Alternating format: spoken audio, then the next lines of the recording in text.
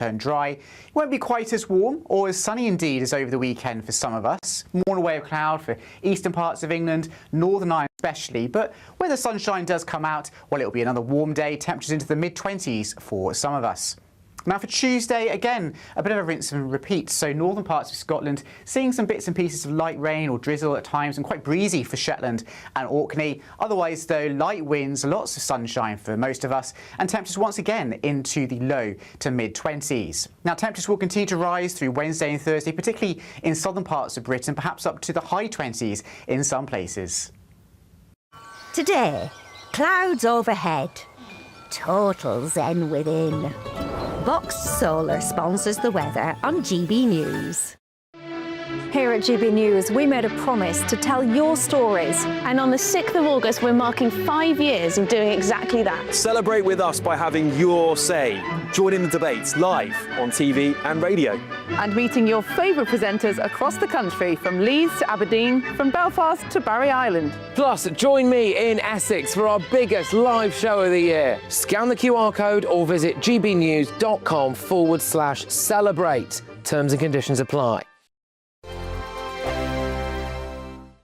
What would you do with £60,000 cash? What would you do with a real gold bar? Well, both have to be won in our Golden Summer celebration. First, there's £60,000 in tax-free cash to bolster your bank account this year. Plus, we'll also give you a fine gold bar worth over £5,000. For a chance to win, text GOLD to 63225. One entry costs £2.50 plus one standard network rate message. Or text BONUS to 63225. 5 entries cost £5 plus one standard network rate message. Go to gbnews.com/win. Entry start at £2.50. Call 0903 686 3232. Calls cost £2.50 plus your network access charge. Or post your name and number to GB22 PO Box 8690 Derby DE1 9TT. UK only. Entrance must be 18 or over. Lines close at 4 p.m. on the 21st of August. This is a network giveaway. Entries will be pooled. Please check the closing time if listening or watching on demand. Bold. They are under no illusion. Ray. Are you a human trafficker? Boundless. I've had enough of the nonsense, and I'm not afraid to say it. Don't get this on the BBC. Every weeknight, I tear through the headlines. The smell of gasoline. Should we be worried about it? From Westminster madness to cultural war chaos. What I'm going to do now is they are throwing things out the car as we speak. Get ready, Britain. Here we go. Patrick Christie's tonight, weeknights from 9 p.m. only on GB News, Britain's news channel. Hi, I'm Michelle Dewberry, and my show is your opportunity to cut through all the noise and dive in headfirst to some robust debates. Ideas clash. Situation, isn't it? Because the failure is you're deliberately avoiding my point. Nothing's held back. And if you think this is the end of it, wait for more. And we do not shy away from the difficult stuff. Sometimes I want to shake people and say, if only you understood. So join me on Dubes & Co. weeknights at 6 p.m. only on GB News, Britain's news channel. I've been in Westminster for a long time, but I know that though power may be here, its effect on people's lives is across the whole of the country. We may be where rules are made, but it's where they're implemented that matters. Join me, Jacob Rees-Mogg, for forthright and frank discussion on where Britain has come from, where it's going, and where it will end up. That's State of the Nation, Monday to Thursday, 8 to 9 o'clock. Vox Populi, Vox Dei. Westminster's full of talk, but out here, it's the real world. Am I allowed to talk now? No, that's it. This is where it matters, real people and real lives. That's what politics is all about. In fact, this Trump made a good start. No. Straight answers, no spin, and just a couple of pints. How many fingers have I got up? About 10. So join me for Lee Anderson's Real World every Friday at 7 p.m. only on GB News. The People's Channel, Britain's news channel. The GB News audience is different, it's unique, because they see through the nonsense. We want to debate with each other, we want to listen and maybe learn. We have a chat. That's what we do. We try and have a chat. They'll watch my programme while they're eating their tea, they'll watch breakfast while they're busy getting their kids ready for school. We want to hear what matters to you, what is news for you. And what's brought you out here today? What are the biggest issues affecting this particular area? The audience are the best thing about GB News. Their friends, their family. They're people who need to have their voices heard. They're passionate about the channel, they're passionate about what they believe in. The one thing about GB News is you get a chance to speak. Talk to me about why so many people have gathered here today. Do you want to say something back in return? The GB News audience is what makes GB News special. It's incredible to see. They shape our programmes, they shape our output, and they shape our channel. That's what makes us the fearless champion of Britain.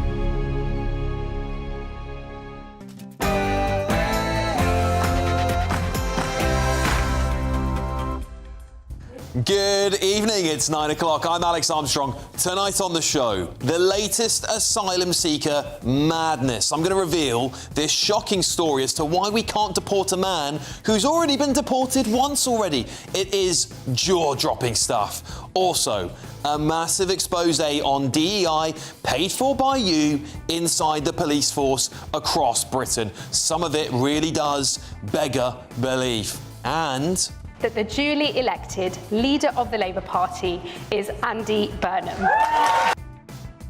It's the dawn of Andy Burnham, the King of the North, or the King of the Midlands if you're Scottish. He's going to become Prime Minister tomorrow. We're going to be speaking to one of his top allies live here in the studio. Plus, when we came out of the EU, we took back full legal control. Sorry, a stick with which your critics beat your old party. Nonsense. Not nonsense. I took back control. You know, Boris Johnson doesn't think he's to blame for the Boris wave. Can you believe that? The former Prime Minister is now blaming civil servants. Anyone but himself, really. Also, it's so funny, men always complain, well, when an average man walks up to a woman and asks her out, she gets offended, but if he was rich, she would be smiling. That's right, so stop coming up to us broke. OK, well, you've heard a lot about the manosphere, but what about the feminosphere? We're going to dig into that. And this one is a massive GB News exclusive here. A British woman living in Syria has won the right to appeal being stripped of her citizenship. Well, she's not a British woman anymore, is she? Well, 8 years ago, that was over alleged Al-Qaeda links. But is she going to be coming back?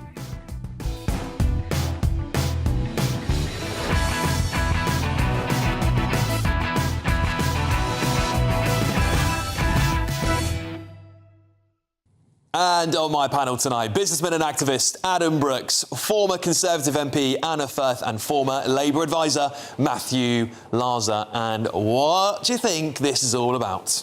Morning, Andy. I know you're about to select your cabinet tomorrow, so I want to put my name in the hat. That is Russell Kane. He's absolutely on fire. It's a big night for a certain president in the United States. A massive 2 hours coming up. But first, we're going to get your news with the fantastic Bethany Elsey. I think she's brilliant.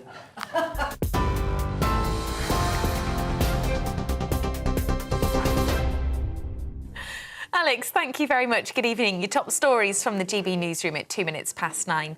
The World Cup final between two of the leading football nations, Spain and Argentina, has reached half-time with neither side scoring yet. Madonna, Justin Bieber, Shakira and K-pop icons BTS are all performing in the first ever Super Bowl-style half-time show with guest appearances from characters from Sesame Street and The Muppets. More than 82,000 people fill the stands of New Jersey Stadium. Among them is US President Donald Trump. The final is the only World Cup match he's attending in person, leading to increased security presence at the grounds. The fans of either side say to be there is a once-in-a-lifetime experience. It's a difficult game. Spain is a great team, but we wish that we can win. Argentina took it home last time, so I think Spain deserves a chance. They have a young team and a brand new team, so I'm excited for them. It's like we're in the final again. Messi has another final, so we're really happy. I want to win, we all want to win, but I don't know. This is like one day in a lifetime. This is like so we're expecting amazing things. It's an experience we'll never forget. Andy Burnham will use his first speech as Prime Minister to promise a more stable style of government after becoming Britain's 6th leader within the last decade. He'll say the country needs honesty and reflection and will pledge what he calls tangible improvements in people's lives. To do that, he's expected to announce a raft of measures to tackle the cost of living, including scrapping digital ID cards and supporting new oil and gas drilling in the North Sea, something the US President Donald Trump has celebrated, saying on Truth Social that people in Aberdeen are dancing in the streets. 5 people have been killed and at least 35 injured in Ukraine after Russia launched a wave of ballistic missile strikes across several cities, including its biggest attack of the war on the capital, Kyiv. It's after Ukrainian drone attacks across Russia killed 9 people yesterday. President Volodymyr Zelensky says his forces hit 3 Russian oil depots, a fuel facility and Shadow Fleet tankers in the Black Sea. And Andrew Tate and his brother Tristan have been arrested in Miami after British authorities issued 38 new charges against them relating to alleged sexual offences. They now face a total of 59 charges between them, including for allegations of rape and sex trafficking between 2010 and 2017. The Crown Prosecution Service has requested the extradition of the pair back to the UK. The Tates have previously denied any wrongdoing. Those are your latest headlines. Let's get back to Alex. You can now watch GB News live across the United States of America and the world on Truth Plus. Scan the QR code to find out more or visit gbnews.com/truth.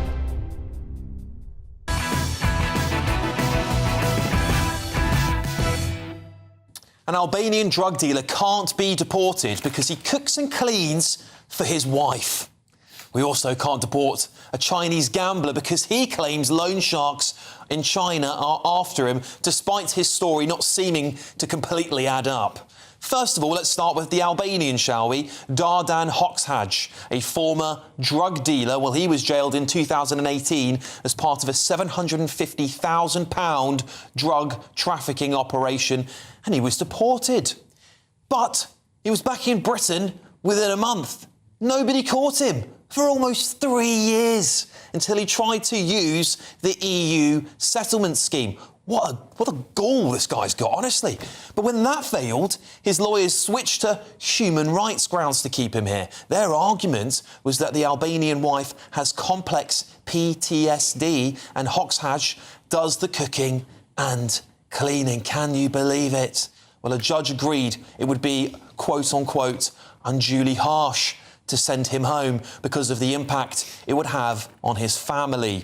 No worry, of course, about what the impact would be on the British public. Perhaps a convicted drug trafficker who broke back into this country illegally, allowed to stay because he does the washing up. It's bonkers. Now China. Here's a story so far-fetched you couldn't make it up, except a British tribunal is literally taking it seriously. A Chinese asylum seeker came to Britain because he claims loan sharks back home threatened to chop his arm off over an unpaid poker debt. Well, his account is that in November 2012, he lost a card game in China and ended up owing about £22,000 in debt. Well, he claims that's now grown to over £2 million somehow. Now, he says he signed an IOU under the threat of amputation.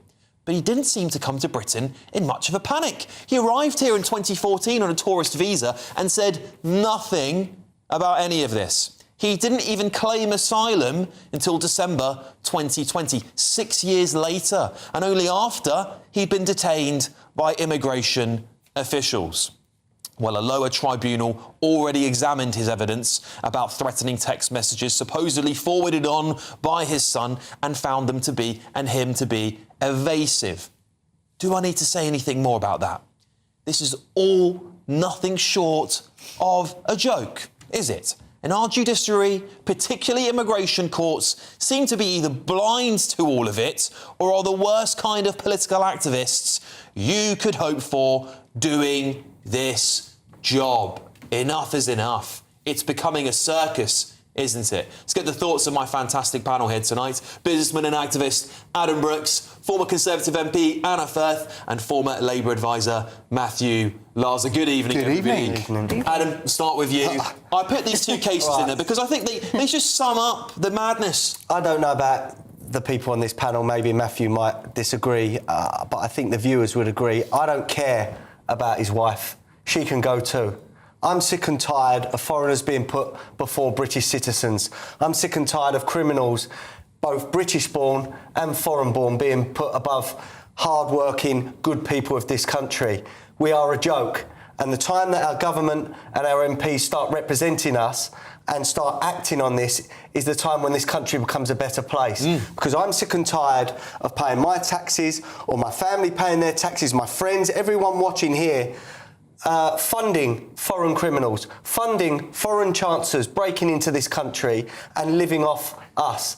And look, the crime emanating from a lot of these foreigners, what did this guy do? Which one, the Chinese guy or the Albanian the drug guy? dealer, wasn't he? Yeah, from the Albania. Albanian drug dealer, No, that's that, but we are importing en masse foreigners that are disproportionately raping and committing sex crimes in this country. The MPs do not want to talk about it. Left-wing commentators don't want to talk about it. It's a fact. It's time we start dealing with facts and start saying we want our country back. The thing is about this drug dealer, I think it's just as bad. He's bringing in a trade here that is destroying kids' lives. Yeah. You know, there's a lot of cocaine is prolific now, and unfortunately, I mean, I'm glad he was deported the first time, but the fact we're having a second conversation about a bloke, Anna, who came back into this country a second time, and had the gall to do that because our borders are so broken. He got away with it until he tried to claim the EU settlement scheme. Yeah, I mean, you really couldn't make this stuff up, could you? And what's odd about the Albanian case is that we now have a returns agreement with Albania. He is an illegal immigrant in this country. You know, he's a convicted drug dealer. There actually should not be any problem with sending him back. Yeah. And Albania, of course, busy advertising itself as a place with low crime, that's welcoming to everybody, that's a safe place to go. Well, that apart, it means he can go back and it means his wife can go back as well. The Chinese person is even more baffling in my view. This is a poker player who got in trouble playing poker, couldn't pay his debts, signed an IOU that he never had any intention of honouring, and now somehow expects the British taxpayer to pick up the bill for him. Yeah. Well, the answer is no, no, no. Yeah. I think the reason why I put these together, just to reiterate, Matthew, the reason why I put these together is because I think it just constantly shows how weak our system has become, and that while some of these laws were written in good faith back in the day to protect genuine refugees, protect people who were fleeing persecution, now we just seem to be harbouring the worst people here because the system won't deport them. Well, I think it's about how the courts interpret the laws, because it's the same, the ECHR applies across Europe, and I suspect there was not a single other European country that would interpret them in the way they did. Just to clarify, the Home Office was trying, the Home Office was trying to get the Albanian guy out, and the court found against the Home Office. That's right, yeah. So, I mean, you know, clearly he shouldn't have got in the country in the first place, because he came back and nobody quite knows how. He was refused under the European settlement scheme, though. That's one bright spot. Yeah, he was. Well, thank God for that. But shouldn't the Home Secretary then look at that case and go, right, something's wrong with our laws, and then actually propose legislation to fix that loophole? Well, absolutely. I think it probably, rather than leaving the ECHR, because frankly, even if we had a British Bill of Rights or whatever would come in its place, it'd be up to the interpretation of the courts. There is an issue about just on that particular case. There is his wife was human trafficked. He clearly does have extreme PTSD. I think her case. Matthew. Well, I think her case was staying if she was trafficked here. I think we need to. Adam, well, you and I would disagree on this because I think is Albania a dangerous country? Well, if she's in the hands, if her particular circumstances mean it's not safe to go back, I think that's. I don't think we can just say send her home, send her home, send her home. But on the guy clearly shouldn't be here, and the Chinese case, as Anna said, is absolutely ludicrous. I mean, you're making an interesting point there, Matthew, about the woman and her problems. But the Home Office clearly looked at it and clearly decided that actually she could go back. So this It's is not said she could go back, it said that she could survive without him. So who's running the country? This is what the viewers want to know. Well, that's the point. That's the point I was going to get. Our immigration policy ultimately should be decided upon by Parliament, by the MPs that we elect, and it's got beyond that. So we have to have a readjustment. We have to come out of the ECHR, and we have. I'm not sure that will solve it, because I think whatever replaces it would still be interpreted, because it seems that we have courts that just interpret anything in a way. Our judicial system. Well, we might have to look at how the laws are. These liberal and lefty judges that are making interpretations on things that they shouldn't. Well, I'm not sure whether they're liberal or lefty. Hang on, this surely, the Albanian is surely straightforward, because this is someone who was a convicted drugs dealer who was deported. He has clearly come back illegally.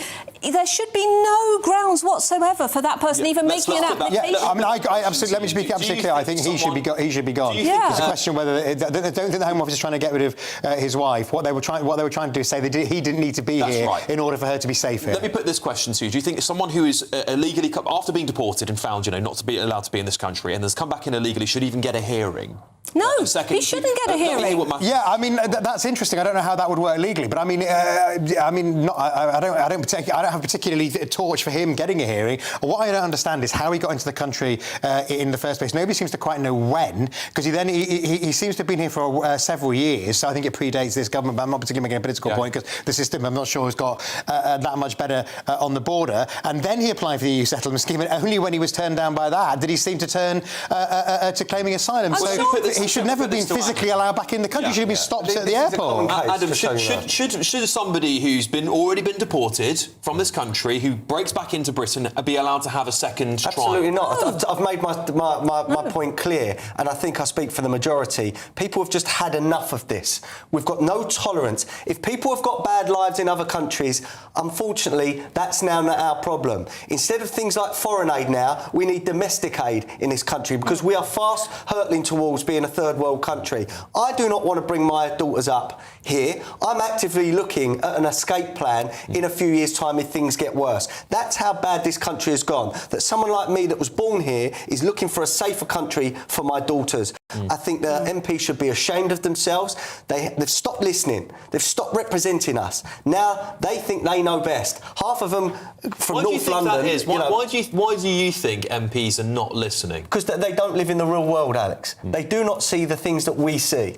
Right? These migrant hotels and a lot of the foreign crime isn't around their houses or isn't in their circles. They go to a cafe and speak to a few people that think the same way as them. They don't come to pubs like mine where people are going, we've got to get this Prime Minister out, we've got to get this government out, they're doing this, I'm paying all this tax, I've not got enough money to pay my bills. Yeah. They're not listening to us people. And look, it is getting so bad out there. People that I thought were well off are now saying, look, we're in trouble. And that is the fault of the Conservatives as well. This is probably 10, 15 years in the making, and Labour are turbocharging it. What do you think about that, Anna? Well, I don't agree completely, Adam, that MPs don't listen. And I've been to your pub, and a very nice pub. And I met your mum, and she's very nice as well. You have, actually. Yeah, absolutely. I do. Yeah. My mum's more famous than me. She is very famous. We're not saying who our favourite is, but it's your mum. But just getting back to this, I do think, as I've said, we've got a problem here with mission creep, and I think the problem is with the courts rather than Parliament. I believe I'm right in saying that there are certain driving offences that can end up in you being banned from driving for life. So therefore, if you apply for your driving licence, you just don't even get a hearing. Now, if we can do it with something like driving, why on earth can't we do it with something like illegal immigration? Do you think it's because the border is just so porous that actually, I mean, this guy's obviously not... I mean, I would be shocked if he came through legal routes into Britain, because that would be a really damning indictment on our borders, that he'd be able to get through passport control and border security. But we'll make the assumption he'd come back in illegally. You can't stop these people from coming back. We've already seen some of the migrants who were deported under the one-in-one-out scheme come back to Britain again. Thankfully, some of them have been caught, but not all of them. You do ask yourself, don't you, how did he come into the country? Because, when we come into the country and we go through the gates, it's taking our fingerprints, it's taking our eyes.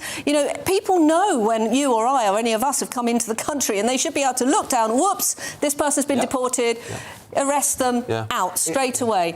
But that's not the point. The point is the courts are making a mockery of our system by allowing this person even to have a hearing because he's been deported once, he is illegal, and he's a convicted The court will certainly be a problem, but I suspect there needs to be legislation to stop that from happening. But go on, Alan, you want to make a point. We've got the only way we stop this invasion, and it is an invasion, both legal invasion, where people are coming in on visas they shouldn't be getting anyway, and staying, is to stop, and Reform are going to address this, is stop benefits for foreign-born. Stop the social housing for foreigners. Because as soon as you take away the draw, they've got to go somewhere. They're going to self-deport. And look, it's my opinion, we need 2 or 3 million to leave this country. It's got that bad. OK. Matthew, over to you. Well, I certainly don't believe in sort of deporting people who are already here. Like we hear from people like Rupert Lowe. But what I would say is that we do need to reform the ECHR. And actually, one of the sensible things doing is that the government was working with people across Europe to ensure that the loopholes is maybe not the right word, but the way that the things like right to a private family life are interpreted are done so in a less stupid way. Because the problem we've got is if it carries on like this, and if the courts carry on interpreting in this mad way, what it will do is it will ruin what I think is essential, which is having an asylum route for those who really need it. If you've got courts doing daft things, that ruins it for the small number of people who really need it. What do you think we need to do? What would you advise Andy Burnham to do right now? Well, keep on pursuing ECHR legislation and actually sit down with whoever the new Home Secretary, if Shabana Mahmood moves to the Treasury, and work out why on earth Britain is interpreting the same rules in an insane way. Because, frankly, I don't think it's the rules, I think it's the interpretation, and it's frustrated governments of all kinds. Well, I really hope he doesn't move Shabana Mahmood. I know it's looking likely that he's going to, but I think she's been... Look, I don't think all the things she's done have been great. I think there's got a long way to go. I think her rhetoric has been stronger than most Home Secretaries before her. I've praised her quite a lot, actually. And I've been very fair to Shabana Mahmood. I think she's done, she's done unpopular things and that would be unpopular with her Labour group. I think he'd be making a mistake losing her. Whoever comes has got to stick with her plan. Well, that'll be the big test. And before her, James Cleverly was good, actually, as well, which is why we've seen the sudden dramatic drop in legal immigration. All right, well, look, now it's time for a great British giveaway. It's your chance to win 60 grand tax-free cash. I should know this off the top of my head by now, shouldn't I? Real gold bar worth 5 grand, and here are all the details.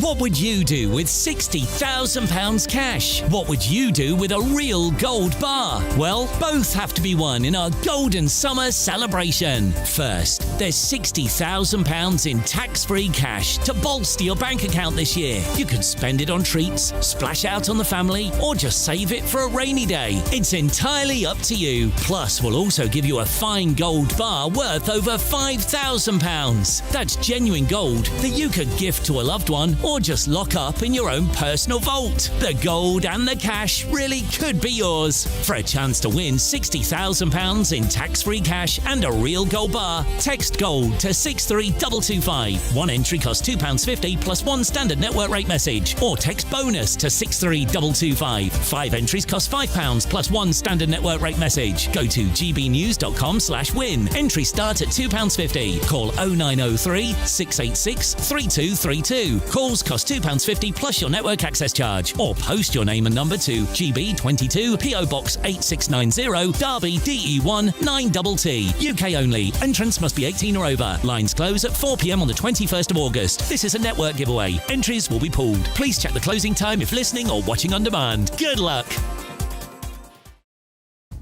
Coming up, Boris Johnson. Well, he's blamed pro-Remain civil servants, I don't know why, for a surge in legal migration post-Brexit, claiming Whitehall believed Brexit would drive people out of Britain. But next... That the duly elected leader of the Labour Party is Andy Burnham.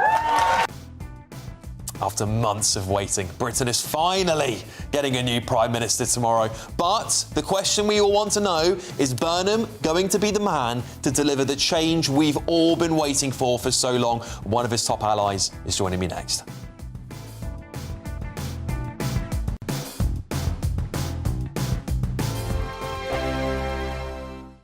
Bold. They are under no illusion. Ray, are you a human trafficker? Boundless. I've had enough of the nonsense, and I'm not afraid to say it. Don't get this on the BBC. Every weeknight, I tear through the headlines. The smell of gasoline.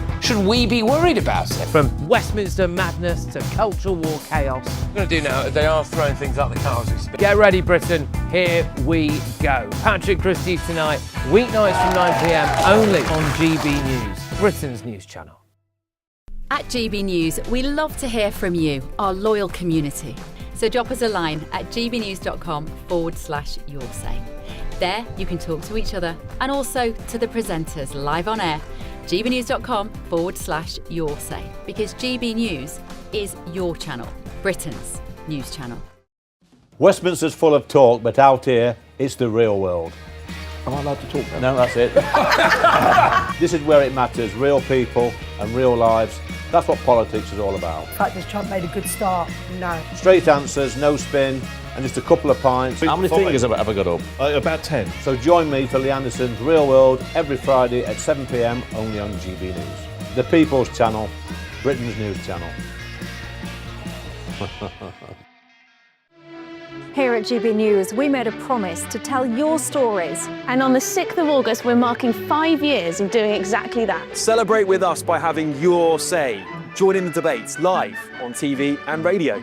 And meeting your favourite presenters across the country, from Leeds to Aberdeen, from Belfast to Barry Island. Plus, join me in Essex for our biggest live show of the year. Scan the QR code or visit gbnews.com/celebrate. Terms and conditions apply. Hi, I'm Michelle Dewberry, and my show is your opportunity to cut through all the noise and dive in headfirst to some robust debates. Ideas clash. Situation, isn't it? Because the failure is you're deliberately avoiding my point. Nothing's held back, And if you think this is the end of it, wait for more. and we do not shy away from the difficult stuff. Sometimes I want to shake people and say, if only you understood. So join me on Jubes & Co. weeknights at 6 p.m. only on GB News, Britain's news channel. Some people enjoy lazy Sunday mornings, but not me. What's the truth of the matter? So that's a very live question. Would you support him if he waters down these plans? Before the spin sets in, I'll be getting to the truth. This is personal. No soft questions, no easy answers. It's one thing if the state has rules in this country. It's another thing whether the police and others actually police them. Setting the agenda and holding those in power to account. You can't really blame her if the system is set up this way. You will not want to miss it, trust me. The Camilla Tominey Show, Sundays from 9:30, only on GB News.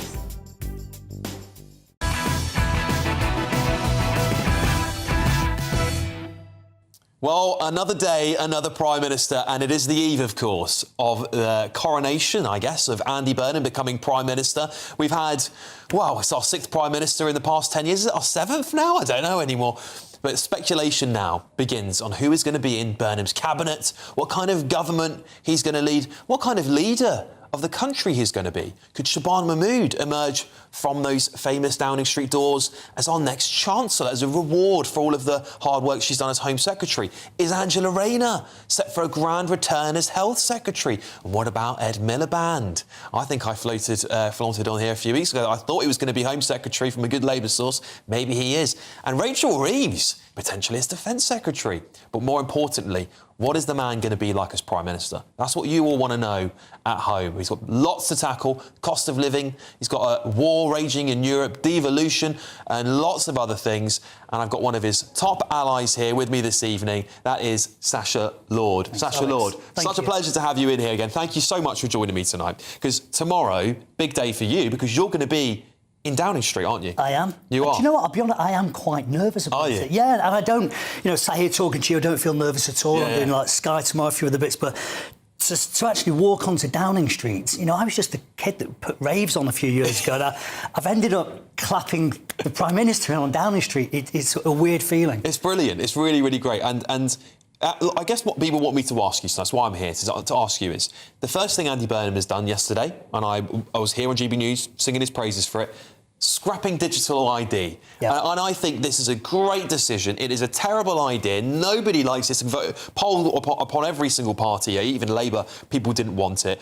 Keir Starmer started his term in office with the winter fuel allowance. Not the best, was it? Not the best start. Andy Burnham getting off to a better start, perhaps. What is this the sort of stuff we should expect from Andy Burnham, a listening Prime Minister? This is it. We are now about, and you've just said, another Prime Minister, but this is going to be a common sense Prime Minister. My phone lit up last night. My mates did not want digital ID. It's the most ridiculous idea.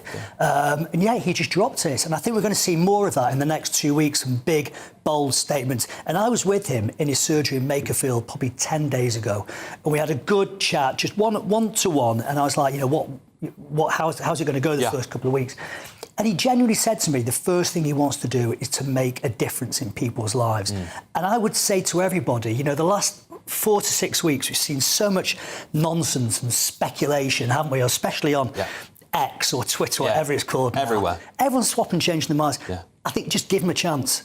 This is it. Give him a chance. Whether you're Tory, whether you Lib Dem, whether you're Reform, give him a chance, because we are going to see a new type of politics. Well, I'm a patriot of my country. I love my country, and I don't care who's in power. I want the country to do well, and I will always give politicians a chance to get their agenda out and done before I pass judgment on them. And I'm pleased to say that it looks to me Andy Burnham's got off a good start by scrapping digital ID. I think that's a very good start. The question now pertains, people want to know this. He's going to be a different type of Prime Minister. He's alluding to that. He's not going to wear the suit and tie, right? He's not going to wear that. What does that tell us about the sort of man he is? He's going to have a Downing Street in the north. What does that? What you know him well. What sort of man does he make as Prime Minister? Do you know he's a listener? And, this was coming down on the train today, which is another story, by the way. Avanti West are a joke. But coming down on the train today, and I was watching people's reactions to it. Is he going to wear a shirt and tie? And I mean, you look very, very smart. Thank you. But I have to say, I don't think you need to do that these days. I really don't. And, we remember Zelensky getting told off by Trump, in his office. And maybe that was wrong. He will wear a shirt and tie tomorrow to see the king and then for his first speech. But when he's in his office, why does he need to do that? But that is Andy. It's a bit corny, but he is literally one of us. He wants to. Is it so? The question, I guess, is it a portrayal of someone he wants you to think he is, or is it who he really is? He's who he really is. So he's going to be Special Branch's absolute worst nightmare. So he will want to sit in his usual seats at Everton. He won't want to sit in the chairman's box. A few weeks ago, he went to see James at Co-op Live. Co-op Live heard he was coming. It was like, Andy will give you a corporate box. No, he wanted to be on the floor with his son. That's how he's going to remain. That's how he's going to be. I think he's going to be a bit like the Pope they've got at the moment. Jumps in his Pope-mobile to go and buy a newspaper from the corner shop. He's going to be a tough job for Special Branch. OK. Well, moving on from that then, because I think the other question people have been asking me, asking them to write in about what you'd like me to ask you, given you know him so well, is we haven't seen much of a proper plan yet. People don't know what to expect, and that's made people very nervous about him. We've seen some appointments that people are questioning from different organisations. People go, oh, that looks very left-wing. That's made me nervous. I've seen some people write into me going, look at this, Alex, this is making me nervous. How would you allay those fears? So he has to now set his stall out. I think it wouldn't have been right whilst we had Starmer in place. And I'm quite pleased he's leaving tomorrow, by the way. But, whilst he was... You and most of the country, actually, Santa. But, it would have been wrong for him to start appointing people and saying, I'm going to do this, I'm going to do that. So tomorrow, my understanding time-wise is 2 o'clock, he'll be saying goodbye to a few people who were in Cabinet, and then he'll be forming his Cabinet. So by the end of tomorrow, we'll have a much clearer idea. And then after that, I expect him to come out with some bold statements as early as this week. So you think we're going to get some policy agendas throughout? Because normally recess is quiet. Everyone goes on holiday. So do you think this is going to be a busy recess? I really do. And he's already said, he's not going on holiday at all. He's cancelled his family holiday.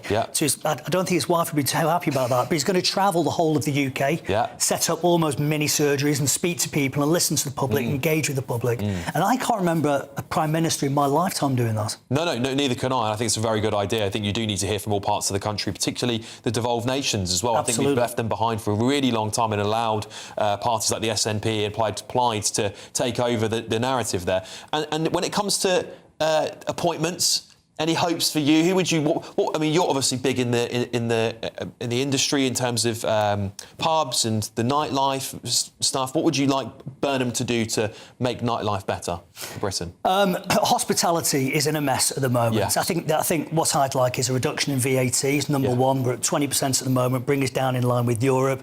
I think business rates. He's already said he's going to do something on minimum of 20% on pubs, smaller cafes and family-run restaurants. There'll be no business rates at all. Yeah. And I think the NI increase that Rachel Reeves introduced in her first budget was an absolute killer. Since then, we've lost 124,000 jobs in hospitality. Yes. Vast majority for 18 to 24-year-olds. So those Saturday jobs have gone. Yeah. Let's get them back into work again. Yeah. Reverse the national insurance. The other thing that worries a lot of people is free speech. Yep. We've seen that come under people feel at least it's come under a lot of attack in the last couple of years. Andy Burnham's been a bit more active on things like TikTok and social media. He's very warm to it. Will we see him be a little bit fairer on these things, do you think, or are we going to keep on the trajectory of Starmer where people are worried actually I'm getting more of my free speech being curtailed? We're not. Starmer was a different beast, and he was a lawyer, essentially, wasn't he? Yeah. He was quite robotic. Yeah. I don't think we're going to see anything like that at the dispatch box. We're not going to see Burnham screaming insults at the other side. I think he's already told me that when the Tories do something good, he's going to agree and call it out, saying we'll leave Dems, even reform. That's the way we're going to see it. And that's why Greater Manchesterism worked. He always put place before party. Yeah, the one final thing that I know people are writing me, and can you pass this on from GB News, our audience, not from us, but from our audience.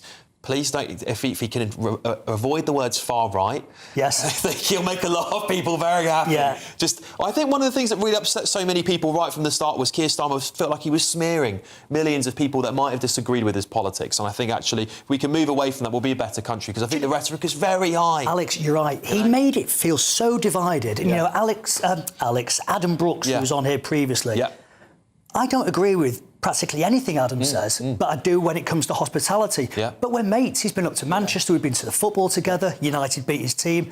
But, it's important that we can engage in conversations just because we have different opinions. Yeah. Starmer was not very good at that. It was very left or right. That was it. Totally agree. So we're going to see a change. It's going to be different, and I'm very, very excited. Well, Sacha, thank you so much for coming on. I hope that gives you all at home an insight as to what the future Prime Minister may be. Sacha Lord, please come back when you've had a little bit of time and we've got Burnham in there. We'll hopefully reflect and all be happier. I mean, that'll be a nice result for everyone in the country, no matter whether you agree with Burnham or not on his politics. We all want the country to work better, don't we? Sacha Lord, absolute star. Thank you very much for joining me. Coming up, do you remember the manosphere, right? Well, now we've got the femnosphere. This is a whole other thing about women playing a traditional role in life. They want to ditch casual sex, refuse to date men who watch porn, all this stuff, right? They expect men to pay for all the dates. We're going to talk about that soon, but next. When we came out of the EU, we took back full legal control. Sorry. Which is a stick with which your critics beat your old party. Nonsense. Nonsense. I took back control. What did you take back control of, Boris? There's a million people who came into this country under your watch. He's blaming civil servants now. The story keeps changing with Boris. We'll be talking about that next.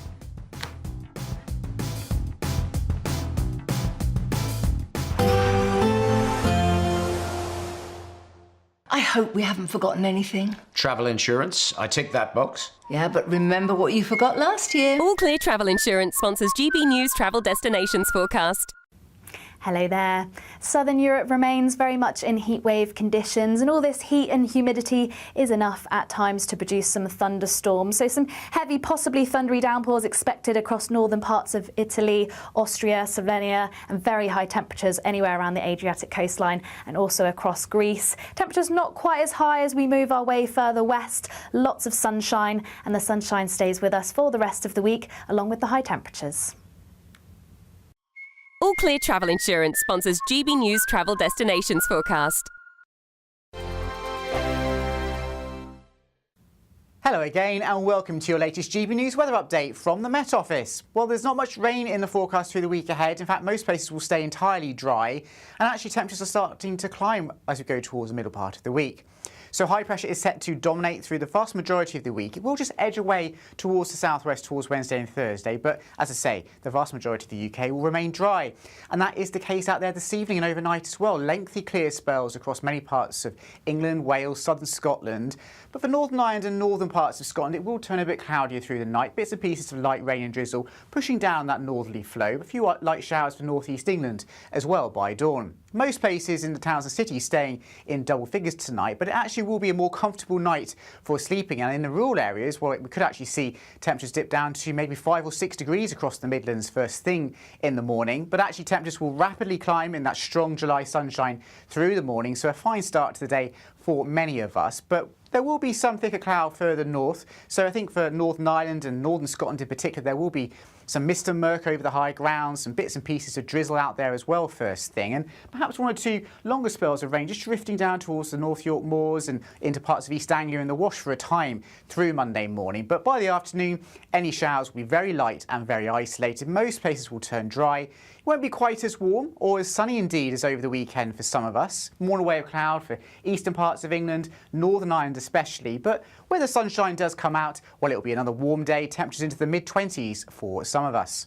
Now for Tuesday, again, a bit of a rinse and repeat. So northern parts of Scotland seeing some bits and pieces of light rain or drizzle at times and quite breezy for Shetland and Orkney. Otherwise, though, light winds, lots of sunshine for most of us and temperatures once again into the low to mid-20s. Now temperatures will continue to rise through Wednesday and Thursday, particularly in southern parts of Britain, perhaps up to the high 20s in some places. You want to know what's really going on in the corridors of power? Labour don't know what to do with you half the time, and that makes you quite lethal in the chamber. Get behind the headlines with Chopper's Political Podcast. Join me, Christopher Hope, as I sit down with the great and the good of British politics. We'll see where this ruling takes us. These are the stories shaping our nation. Chopper's Political Podcast, available now on all platforms. Listen in and stay ahead. I've been in Westminster for a long time, but I know that though power may be here, its effect on people's lives is across the whole of the country. We may be where rules are made, but it's where they're implemented that matters. Join me, Jacob Rees-Mogg, for forthright and frank discussion on where Britain has come from, where it's going, and where it will end up. That's State of the Nation, Monday to Thursday, 8 to 9 o'clock. Vox Populi, Vox Dei.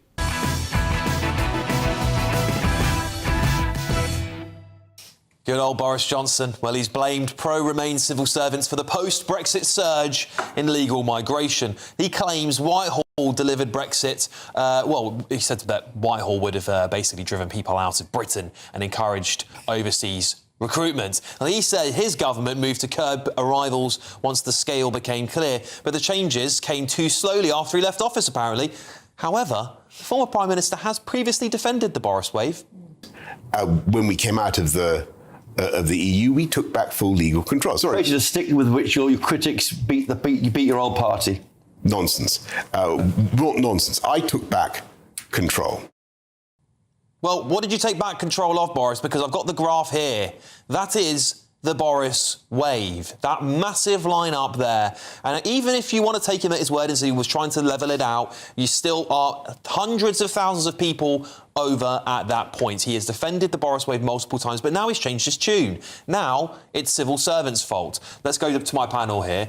Adam, as you know, legal migration has been a hot topic for me. There's illegal migration and other things in Britain because I think it's exasperating our NHS, it's exasperating housing, it's pushing up rents, it's pushing down GDP per capita, it's suppressing wages. So many things happen when you flood the country full of cheap labour. Boris Johnson should have at least apologised for it now, but there's always someone else to blame, Adam. Yeah, I can't get his thinking here. I mean, look, I was a Boris fan in the early days, but this is indefensible. When you look at the graph like that, literally has flooded our country with immigrants.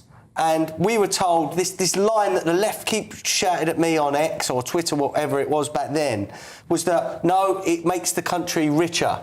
Well, it's quite clear. It's made us poorer. And now we've got 2 million foreign-born on one sort of benefit at least. We've got 1.3 million foreigners on universal credit. We are being bled dry, and that's before the illegal immigration. So to look at charts like that, what annoys me is that I was a Tory voter until 2019. You know, I was even thanked by some Tory MPs for how vocal I was online. They were saying one thing and then opening the door. It was all lies or incompetence. So you've got to choose what it is. Was it his incompetence or was it a lie to say that was bringing down immigration? What annoys me is that it's our kids that are going to suffer, and like my grandkids. This country is going to be unrecognisable within the next 5 or 10 years. You go to some towns, there's hardly anyone speaking English, Alex. There's nothing racist about saying that. It's an observation. I get the train home from here most nights. Sometimes I'm the only Englishman on the tube. Just to attest to that, I've been out to some of the most... in fact, there's a borough of London that is literally 1% white, and I've been there, and the legal migrants there tell me this is too much, right? They didn't come to Britain for it not to be Britain anymore. But Anna, help us understand. You were a former Tory MP. Help us understand... Is Boris taking the mickey out of us here? He must have known he was letting all these people. He must have worked with the Home Secretary, Priti Patel, at the time. They must have understood the numbers. Well, can I just say first, Alex, I'm really delighted to hear from Adam that he was a Tory voter in 2019. You lost me. We've got to get you back, Adam. You got That's zero the chance of that, That's the challenge. But going back to Boris, I couldn't hear what he was saying on that interview, but I have read his book. Yes. Because one of the things that really baffled me is how on earth did this happen? Because, you know, I mean, it's inexcusable. And you wouldn't have known because you were backbench. So the figures come out afterwards. So this is completely inexcusable. And what he says in his book, which made some sense as an explanation, is that during COVID, they were absolutely petrified that the scale of the disease might mean that people died in care homes who were looking after people, nurses might be dying, doctors might be dying. Therefore, they literally went out worldwide and said, look, if you're in healthcare, come here and you can bring your dependents. Now, you can just about understand that when you are really fearful about something we have not faced before. But what you can't understand is why don't you then do the mapping? Then you ask your civil servants, what are the likely consequences of this policy going to be? And then they would surely have come back and said you are going to see a massive spike, at which point you say, right, OK, we're going to have to restrict this. But what he's saying now seems to be something different. That's the problem. But what I would say is this is all part of the COVID madness. A million people in, £400 billion spent on a worst-case scenario of deaths of 500,000. Bonkers. It was a bonkers period. Blame COVID. What do you make of it all, Matthew? Well, I mean, I think it's absolutely extraordinary from Boris. I mean, talk about destroying your own reputation. You know, as has been pointed out, he needs to work out what his excuse is and keep getting it on. Of course, the only people sorting this out is the Labour government, because under Shabana Mahmood's plan, the people who came in the Boris wave would not automatically get indefinite leave to remain, which is basically the ability to stay here in perpetuity. What they would do is they would be reviewed, and if we don't make that change, and only Labour suggested it, then all of the people that Boris let in would automatically get to stay. The truth of the matter is Boris lied to us through his teeth in the EU referendum, in the Brexit referendum, because he wanted to be Prime Minister. And what happened is they just basically didn't change the economy, and instead of people coming from the EU, most of whom then went home, that was the whole point of freedom of movement, instead they just said people can come, and crucially people could bring dependents with them, where young people from Europe tended not to bring their dependents with them. That's literally what happened. I agree with a lot of what you said, but EU settlement absolutely ballooned under Tony Blair, and he admitted it. He admitted of course, that he had Anna, made a mistake. There's no dispute that more people came when we opened up to Eastern Europe, but as you will see now, a lot of those people went home. That's the point. I don't think a single person from the Boris wave is going to go home, especially not unless Labour stops them staying. I'm not sure they did go home. We had 9 million people come in under Tony Blair. All right, we're going to have to leave it there, unfortunately, guys. This is a really good debate, and I'm sure we're going to have it all the way until we decide whether these people are staying here or not. And, of course, those reforms, we'll have to see whether or not they survive. They survive into the next government. Big test. But coming up next, do you remember the manosphere? Well, forget it. It is angry lefty women. Is it?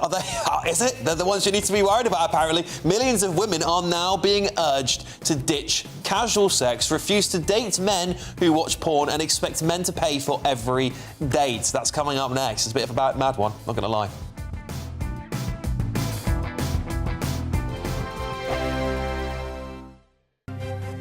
GB News Breakfast. Every day from 6 a.m.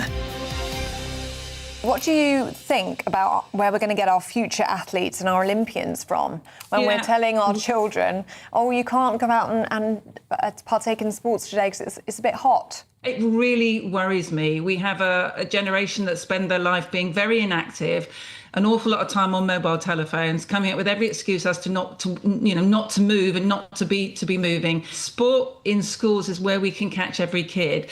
And the kids that will lose out are the kids that come from areas of deprivation, because the parents that can afford to make sure their children do sport will still do that. But the parents that can't afford, sadly, will miss out. So it's really important that our kids, do enough physical activity, lay down these habits, understand about how their body works and nutrition and food and looking after themselves and health. We have a health crisis. It's really important we start early. The People's Channel. This is GB News, Britain's news channel. GB News entertainment editor Alex Davies joins us now. What a woman, what a voice, what an incredible life. What more can you tell us? Yeah, like you said, she's a singer whose songs have transcended generations, really. Everybody knows Total Eclipse of the Heart. Everybody knows Holding Out for a Hero. She's been awarded an MBE. She represented the UK at Eurovision. And it's just very sad. Tributes have already started to pour in from across the showbiz world and just fans in general, This is somebody who's, like I said, transcended generations with her music and will continue to do so posthumously. Well, thanks so much. I met her just once in a green room. She was an absolute delight, and even speaking, she had that great rasping voice. Oh, what an incredible voice. Incredible voice. GB News, the People's Channel. Britain's newsroom, weekday mornings from 9:30. So you go along to the car showroom and only like 10%, at most maybe 15%, pay cash. The rest buy on some form of financing. And you often buy, it's a bit like a mortgage, and it's like buying a mortgage from the estate agent, which we all know is a terribly bad idea. Yeah. But this is what people did. And the scandal is, the guys in the showroom were acting as dealers and brokers, and they were in many cases inflating the interest rate that you paid so that they could get bigger commission. And they didn't declare that. So you basically ended up paying more for your car than you would otherwise have done if you'd gone into the open market and found yourself, a better deal. How did that come to light? Well, over many years. This has been going on since 2007. GB News, the People's Channel.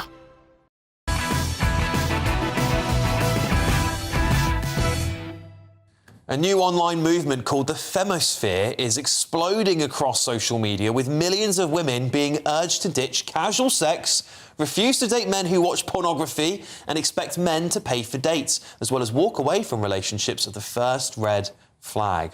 We're now joined by lifestyle commentator Annette Kello, friend of the channel. Annette, thank you very much for joining me. Tell us about this Femosphere. What is it? Well, the Femosphere could just be classified really as sensible dating. And actually, if we look at the dating world, are men the real gold diggers here? Because what we have a lot of the time is men using dating apps as sort of a free shag show, getting women, asking them want to come over, and not whining and dining, not treating with respect, not having a moral compass. And women have said, you know what? Don't want to do it. I don't fancy that. That's not very fabulous. So they have said, I'm going to have standards and boundaries. And they are just asking for the basics. It's not red carpet rollout, but it's that the men should take them out, look after them, be kind, courteous. I like a door being opened. I know some people say, not sure about that. And that's what it is, because women don't want to be treated like rubbish. And that's not a terrible thing. Listen, I certainly agree. I think you should always treat women with utmost be as courteous as you possibly can. Being a gentleman, as I was raised, be a gentleman, treat women with respect, hold the door open, those sorts of things I always do. However, there's an argument to be made that feminism has said, actually, no, men and women should be treated equally. Women should pay the bills at the dates. Women should also hold the door open for men. What do you make of that argument?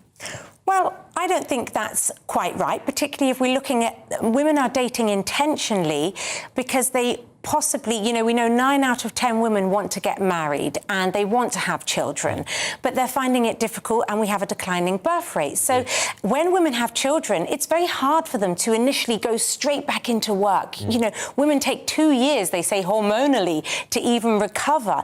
So actually, a lot of women do want that traditional setup, and there's nothing wrong with enjoying that and liking that. But one of the things that you interestingly said was about the porn issue, because actually in Western society, men have got a real problem with porn. 10 million men in the UK watch porn on a weekly basis. And why would any woman want to be with somebody who doesn't have control over that aspect of their life? Plus, it might give women an inferior complex. And actually in the US as well, they are watching a lot too. So perhaps men need to ditch the OnlyFans and get to Sunday service, because I feel like that could be helpful. No, listen, I think standards should be high for everybody. I really do. I think the society's heading right down the other end of the scale, which is never good when we're trying to raise a generation of hardworking individuals, particularly young men. Is there a lot of pressure on young men now? Are they being told you must consider all of the... There's so much activism across all of the different spectrums of politics. There's the traditional activism, which of course is what this kind of femosphere stuff leans into. But then you've got the other side of it that says that might itself be misogynistic. What I'm saying is it a bit of a nightmare for men to tread on eggshells now? They don't know what kind of ideology the woman might hold. Is it hard for them? Is it harder for them than it's ever been? Well, I think in regard to that, they need to go back to old school values. And the problem we have here is men and women, I think both are spending too much time online and looking elsewhere instead of looking within to say, oh, well, communication, talking, getting to know somebody, these are just the basic things. Now, when you say this and talking about the femosphere, people are like, they're gold diggers, they're after the money. No, it's about everybody joining together and making a go of it. All right, well, there we go. Let's see if it ends up that way. I've got a feeling there's going to be lots of debates about this, Annette. Thank you very much for joining me. Up next, I've got a massive expose on this DEI brainwashing that's paid for you going on inside our police forces. Trust me, it's going to drop your jaw.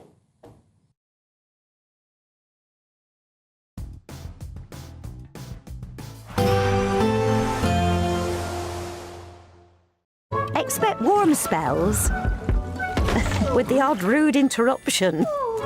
Box Boilers sponsors the weather on GB News. Hello again and welcome to your latest GB News weather update from the Met Office. Well, there's not much rain in the forecast through the week ahead. In fact, most places will stay entirely dry, and actually temperatures are starting to climb as we go towards the middle part of the week. So high pressure is set to dominate through the vast majority of the week. It will just edge away towards the southwest towards Wednesday and Thursday, but as I say, the vast majority of the UK will remain dry. And that is the case out there this evening and overnight as well. Lengthy clear spells across many parts of England, Wales, southern Scotland.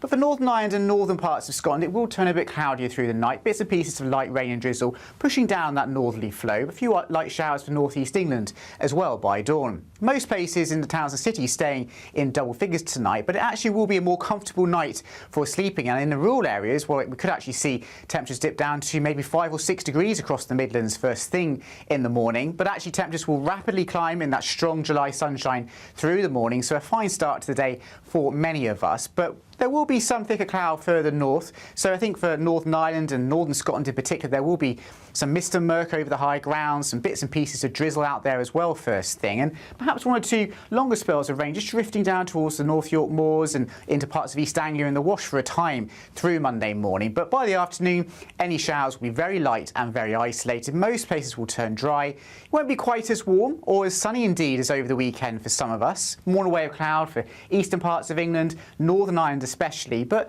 where the sunshine does come out, well, it'll be another warm day, temperatures into the mid-20s for some of us.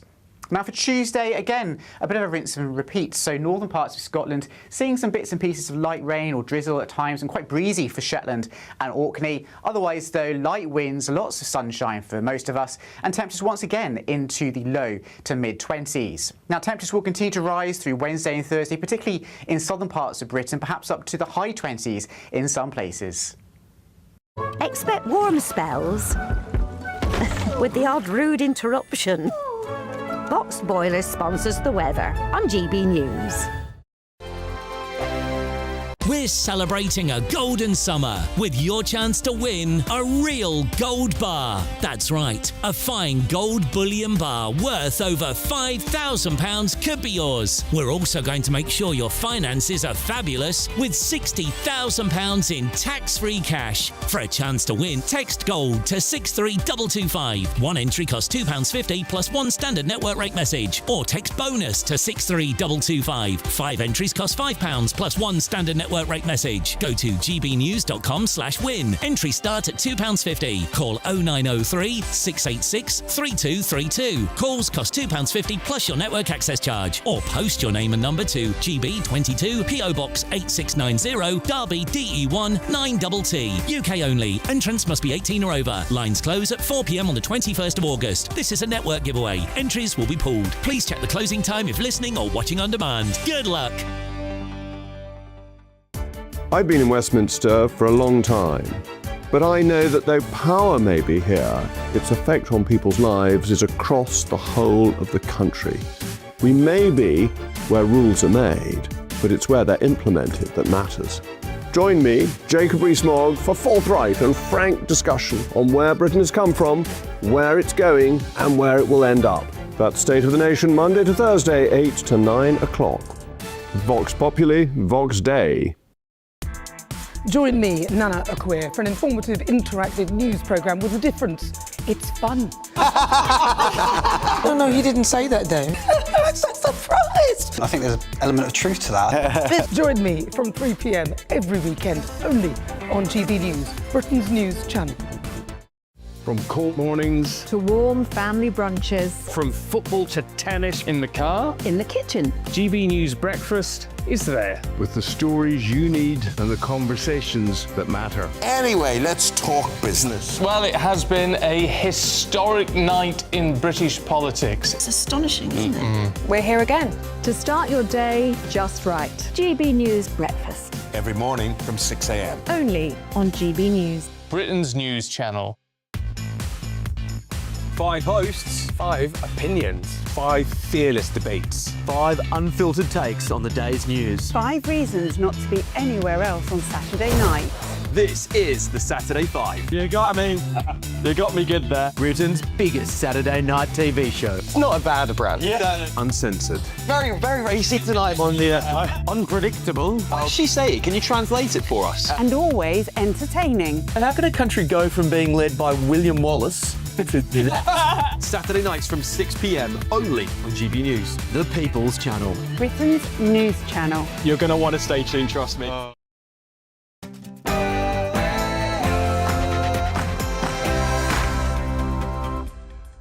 Good evening, it's 10 o'clock. I'm Alex Armstrong. On the show tonight, a massive expose on DEI, paid for by you inside police forces across Britain. Some of it really does beggar belief. I am not joking. I've got a full report for you next. And that the duly elected leader of the Labour Party is Andy Burnham. It's the dawn of Andy Burnham, the King of the North, to become Prime Minister tomorrow. Plus, when we came out of the EU, we took back full legal control. Sorry, a stick with which your critics beat your old party. Nonsense. Not nonsense. I took back control. Well, who is to blame for the Boris wave then? Because Boris Johnson doesn't think it's him, does he? He's blaming civil servants now, but it seems anyone but himself is to blame. Also, a GB News exclusive tonight. Another one, yes, I'm bringing you lots of exclusives lately. A British woman living in Syria has won the right to appeal being stripped of her citizenship 8 years ago over alleged Al-Qaeda links. But is she coming back? And as the England squad return home, incoming Prime Minister Andy Burnham takes over the keys to number 10 with the Metro splashing this. Welcome home. There have been a few changes.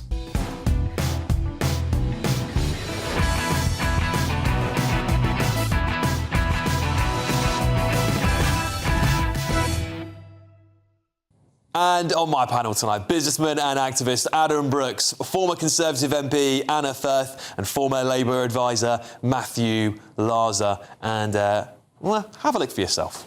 Morning, Andy. I know you're about to select your cabinet tomorrow, so I want to put my name in the hat. Angela's ready to go. She's ready to go, isn't she? She's ready to be Health Secretary. Another massive hour of news coming your way, but first, the brilliant Bethany Elsey.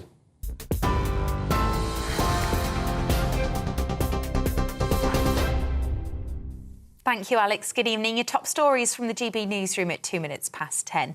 The World Cup final between two of the leading football nations, Spain and Argentina, is still 0-0. Madonna, Justin Bieber, Shakira and K-pop icons BTS performed in the first ever Super Bowl-style halftime show. More than 82,000 people fill the stands of New Jersey Stadium. Among them is US President Donald Trump. The final is the only World Cup match he's attended in person, leading to increased security presence at the grounds. The fans of either side say to be there is a once-in-a-lifetime experience. It's a difficult game. Spain is a great team, but we wish that we can win. Argentina took it home last time, so I think Spain deserves a chance. They have a young team and a brand new team, so I'm excited for them. It's like we're in the final again. Messi has another final, so we're really happy. I want to win, we all want to win, but I don't know. This is like one day in a lifetime. This is like so we're expecting amazing things. It's an experience we'll never forget. Andy Burnham will use his first speech as Prime Minister to promise a more stable style of government after becoming Britain's sixth leader within the last decade. He'll say the country needs honesty and reflection and will pledge what he calls tangible improvements in people's lives. To do that, he's expected to announce a raft of measures to tackle the cost of living, including scrapping digital ID cards and supporting new oil and gas drilling in the North Sea, something the US President Donald Trump has celebrated, posting on Truth Social that people in Aberdeen are dancing in the streets. 5 people have been killed and at least 35 injured in Ukraine after Russia launched a wave of ballistic missile strikes across several cities, including its biggest attack of the war on the capital, Kyiv. It's after Ukrainian drone attacks across Russia killed 9 people yesterday. And Andrew Tate and his brother Tristan have been arrested in Miami after British authorities issued 38 new charges against them relating to alleged sexual offences. They now face a total of 59 charges between them, including for allegations of rape and sex trafficking between 2010 and 2017. The Crown Prosecution Service has requested their extradition back to the UK. The Tates have previously denied any wrongdoing. Those are your latest headlines. Let's get back to Alex. You can now watch GB News live across the United States of America and the world on Truth Plus. Scan the QR code to find out more or visit gbnews.com/truth.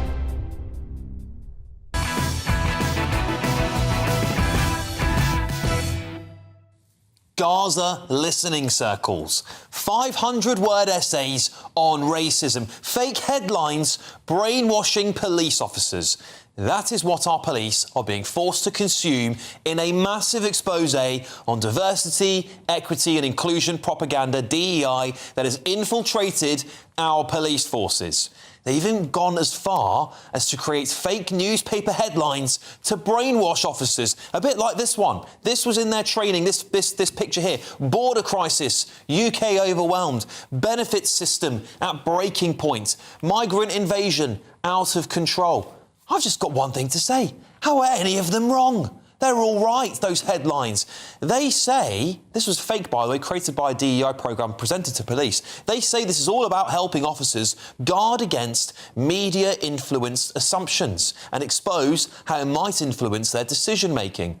Well, how can they do that when there's not a single left-wing headline there? But do you know what? To help them out, I made one myself. This is my version of it here. NHS saved by migrants. The countryside is racist. Migrants built Britain. That's the sort of stuff you see in lefty news, isn't it?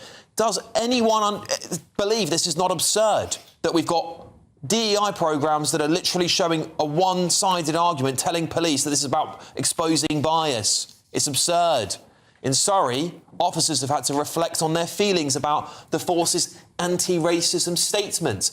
They must detail their personal commitment to change and their vision for an anti-racist future. That's just officers having to write this stuff. The essay that they create then goes straight into their personal files. Wonder why that is.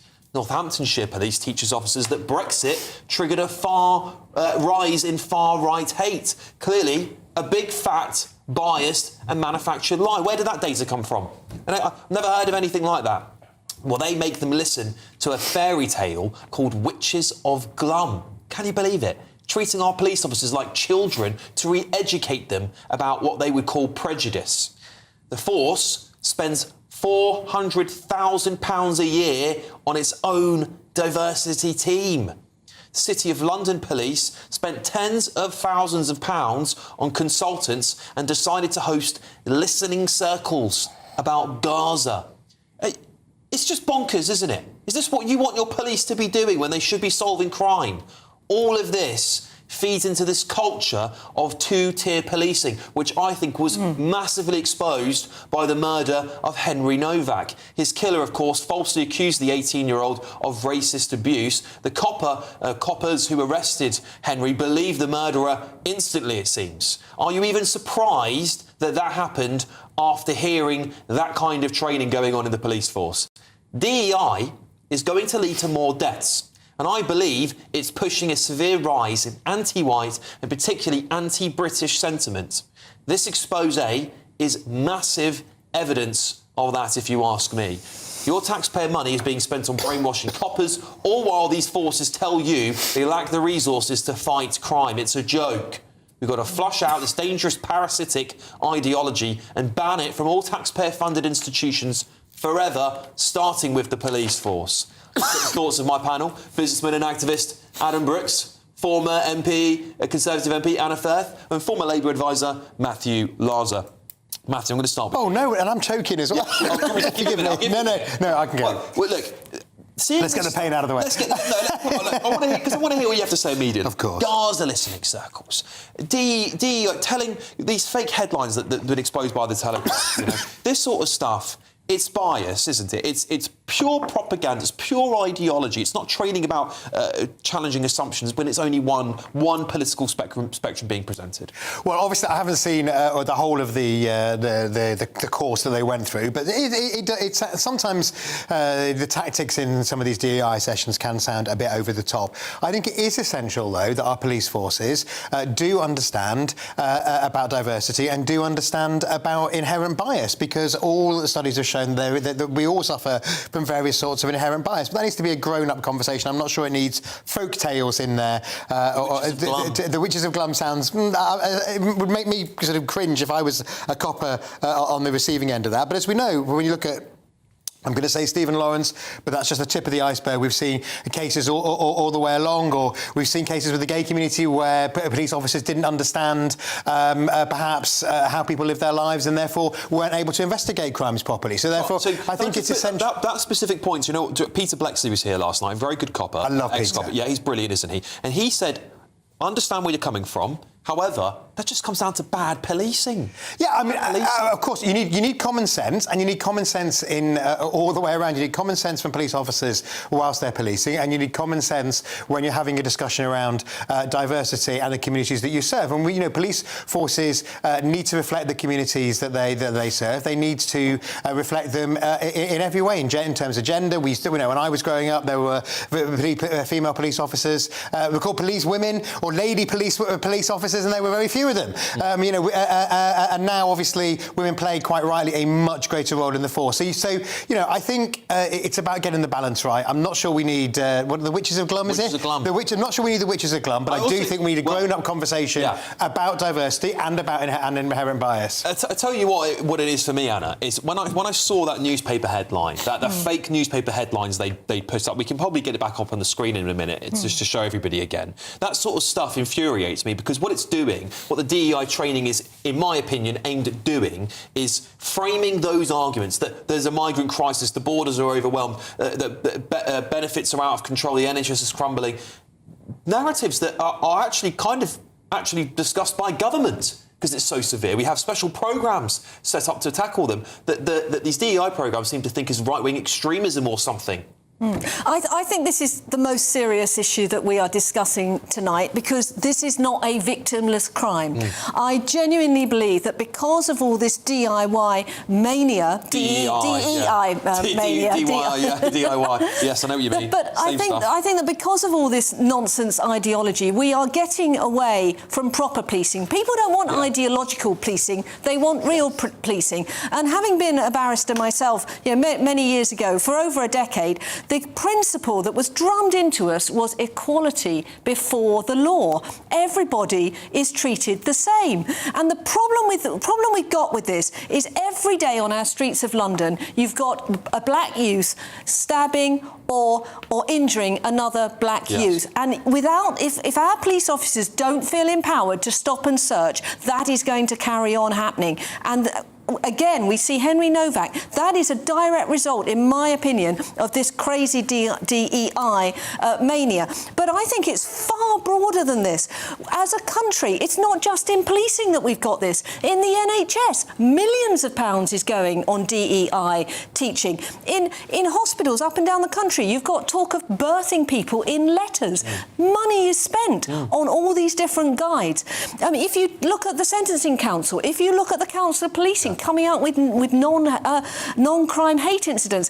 This is millions and millions of our taxpayers' money going not on productivity gains, not on chasing AI, not on chasing growth, but on absolute nonsense. And other countries, China, South America, anywhere in the world that is growing, will not be wasting the taxpayers' money on this sort of thing. They will be going for growth. Absolutely. And we're holding ourselves back with this nonsense. Adam, I said at the end of my little rant there that I believe that this stuff is driving a rise in anti-Britishness, it's driving a rise in anti-white racism, and I think it's going to lead to more cases like Henry Novak, where we see officers not responding appropriately, in my opinion, to a very serious crime scene. And it's going to cost lives. The pendulum rightly swung from the 70s, 80s and 90s, where black men were demonised by the police and such. And let's be honest about that. That wasn't a very good time for policing with their record. But instead of swinging back to the centre and policing equally, we've swung further to the right now, where being a white man, you're demonised, or you're looked at less favourably in the eyes of the law. It's in black and white in the police training. It's in black and white. Remember the sentencing guidelines that apparently Shababa Mahmood was shocked to see last year, right? If you're a white man, you're going to be treated less favourably. That's terrible. Now, this wokeness, this DEI, I'd like to use a stronger word, but it is complete nonsense, is being driven by the chief of police, the head of the hierarchy in the police. When I was outside the Bell Hotel last summer, countless protests. I'd speak to a lot of officers, and I mean a lot. They flooded the town with officers. And I can't tell you how many come up to me secretly and went, "We're with you. We agree with everything you say. It's our bosses." So what this does is this labels the police as some big woke organisation. The average copper on the streets does not think like this. They think more like us. And that will be a majority of the police force. And that is a shame. So this is ideological brainwashing. And they're trying to change the way that these officers think, demonise anything that we say, like we're the bad guys.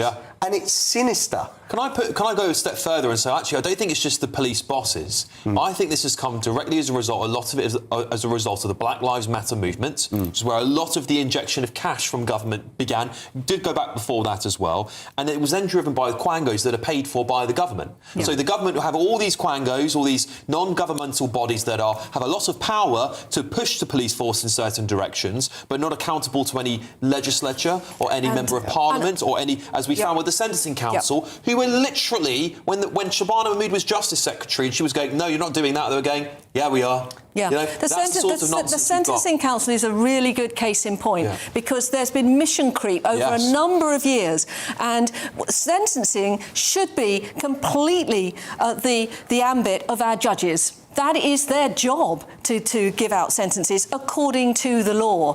And the Sentencing Council has gradually got more and more powerful. And frankly, I think the time has come to abolish the Sentencing Council. I totally agree. Go back to the judges, save us money as taxpayers, and get the job done by the people who are actually trained to do the job. Because the Sentencing Council is in my opinion, a good example of how far DEI has got. And it actually is a good example of it, because DEI and all these institutions that have been emboldened with DEI have come as a result of non-governmental organisations getting this due, particularly after Black Lives Matter and many things like that, getting this, everyone's racist, we must challenge it. Now we've proven it with George Floyd. It's a global phenomenon. It's that sort of thinking that I think is very dangerous. And if it were a right-wing government doing something similar to this, there would be rightful pushback by the left and say, actually, this is propaganda. This is the sort of stuff we want to root out and destroy in our politics because it divides people. Do you think it's a little bit... Well, I think actually the government has said, if my memory serves me right, Shabana, as Home Secretary, actually pushed back on the Sentencing Council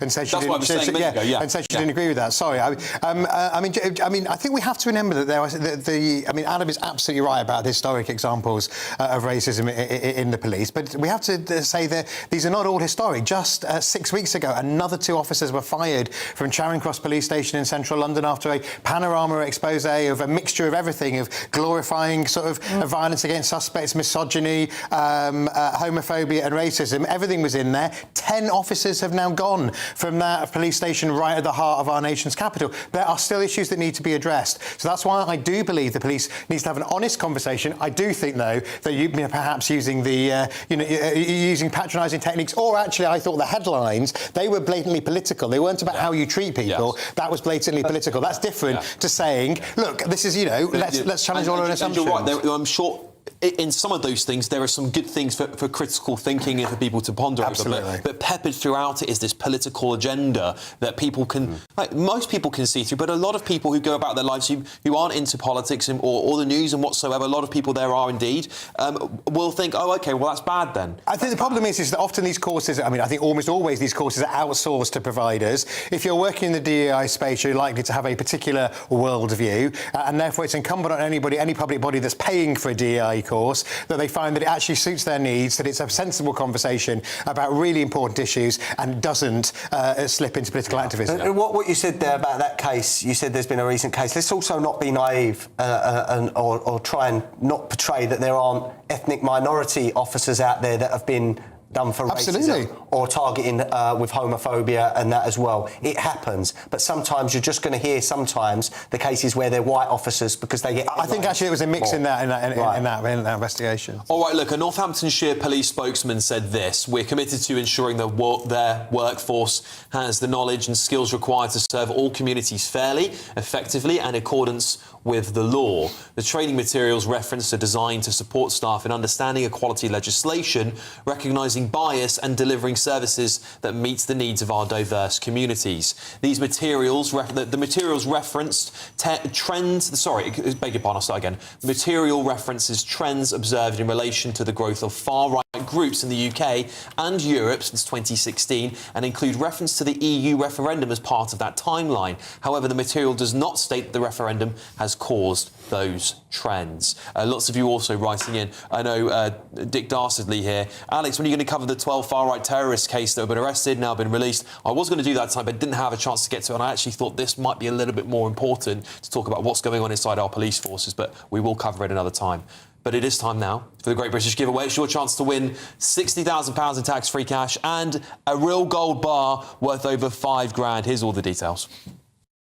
What would you do with £60,000 cash? What would you do with a real gold bar? Well, both have to be won in our Golden Summer celebration. First, there's £60,000 in tax-free cash to bolster your bank account this year. You could spend it on treats, splash out on the family, or just save it for a rainy day. It's entirely up to you. Plus, we'll also give you a fine gold bar worth over £5,000. That's genuine gold that you could gift to a loved one or or just lock up in your own personal vault. The gold and the cash really could be yours. For a chance to win £60,000 in tax-free cash and a real gold bar, text GOLD to 63225. One entry costs £2.50 plus one standard network rate message, or text BONUS to 63225. 5 entries cost £5 plus one standard network rate message. Go to gbnews.com/win. Entries start at £2.50. Call 0903 686 3232. Calls cost £2.50 plus your network access charge, or post your name and number to GB22 PO Box 8690 Derby DE1 9TT. UK only. Entrance must be 18 or over. Lines close at 4 p.m. on the 21st of August. This is a network giveaway. Entries will be pulled. Please check the closing time if listening or watching on demand. Good luck.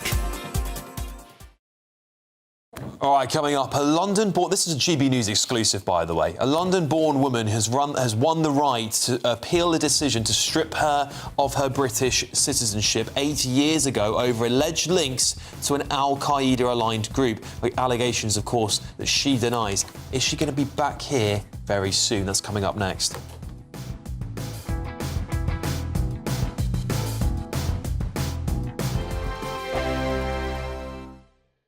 From court mornings to warm family brunches. From football to tennis in the car. In the kitchen. GB News Breakfast is there with the stories you need and the conversations that matter. Anyway, let's talk business. Well, it has been a historic night in British politics. It's astonishing, isn't it? We're here again to start your day just right. GB News Breakfast. Every morning from 6 a.m. Only on GB News. Britain's news channel. Some people enjoy lazy Sunday mornings, but not me. What's the truth of the matter? So that's a very live question. Would you support him if he waters down these plans? Before the spin sets in, I'll be getting to the truth. This is personal. No soft questions, no easy answers. It's one thing if the state has rules in this country. It's another thing whether the police and others actually police them. Setting the agenda and holding those in power to account. You can't really blame her if the system is set up this way. You will not want to miss it, trust me. The Camilla Tominey Show, Sundays from 9:30, only on GB News. I've been in Westminster for a long time, but I know that though power may be here, its effect on people's lives is across the whole of the country. We may be where rules are made, but it's where they're implemented that matters. Join me, Jacob Rees-Mogg, for forthright and frank discussion on where Britain has come from, where it's going, and where it will end up. That's State of the Nation, Monday to Thursday, 8 to 9 o'clock. Vox Populi, Vox Dei. As soon as it hits 11 and the headlines come in, The late edition brings you the breaking news from all the front pages. because the news is going to happen. So get a head start today. Patrick Christie's tonight, late edition. Alex Armstrong tonight, late edition. From 11 o'clock every night. Only on GB News, the People's Channel, Britain's news channel. Here at GB News, we made a promise to tell your stories. And on the 6th of August, we're marking 5 years of doing exactly that. Celebrate with us by having your say. Join in the debates live on TV and radio. And meeting your favourite presenters across the country, from Leeds to Aberdeen, from Belfast to Barry Island. Plus, join me in Essex for our biggest live show of the year. Scan the QR code or visit gbnews.com/celebrate. Terms and conditions apply. Bold. They are under no illusion. Ray, are you a human trafficker? Boundless. I've had enough of the nonsense, and I'm not afraid to say it. Don't get us on the BBC. Every weeknight, I tear through the headlines. The smell of gasoline. Should we be worried about it? From Westminster madness to cultural war chaos. What I'm going to do now is they are throwing things out the car as we speak. Get ready, Britain. Here we go. Patrick Christie's tonight, weeknights from 9 p.m, only on GB News, Britain's news channel.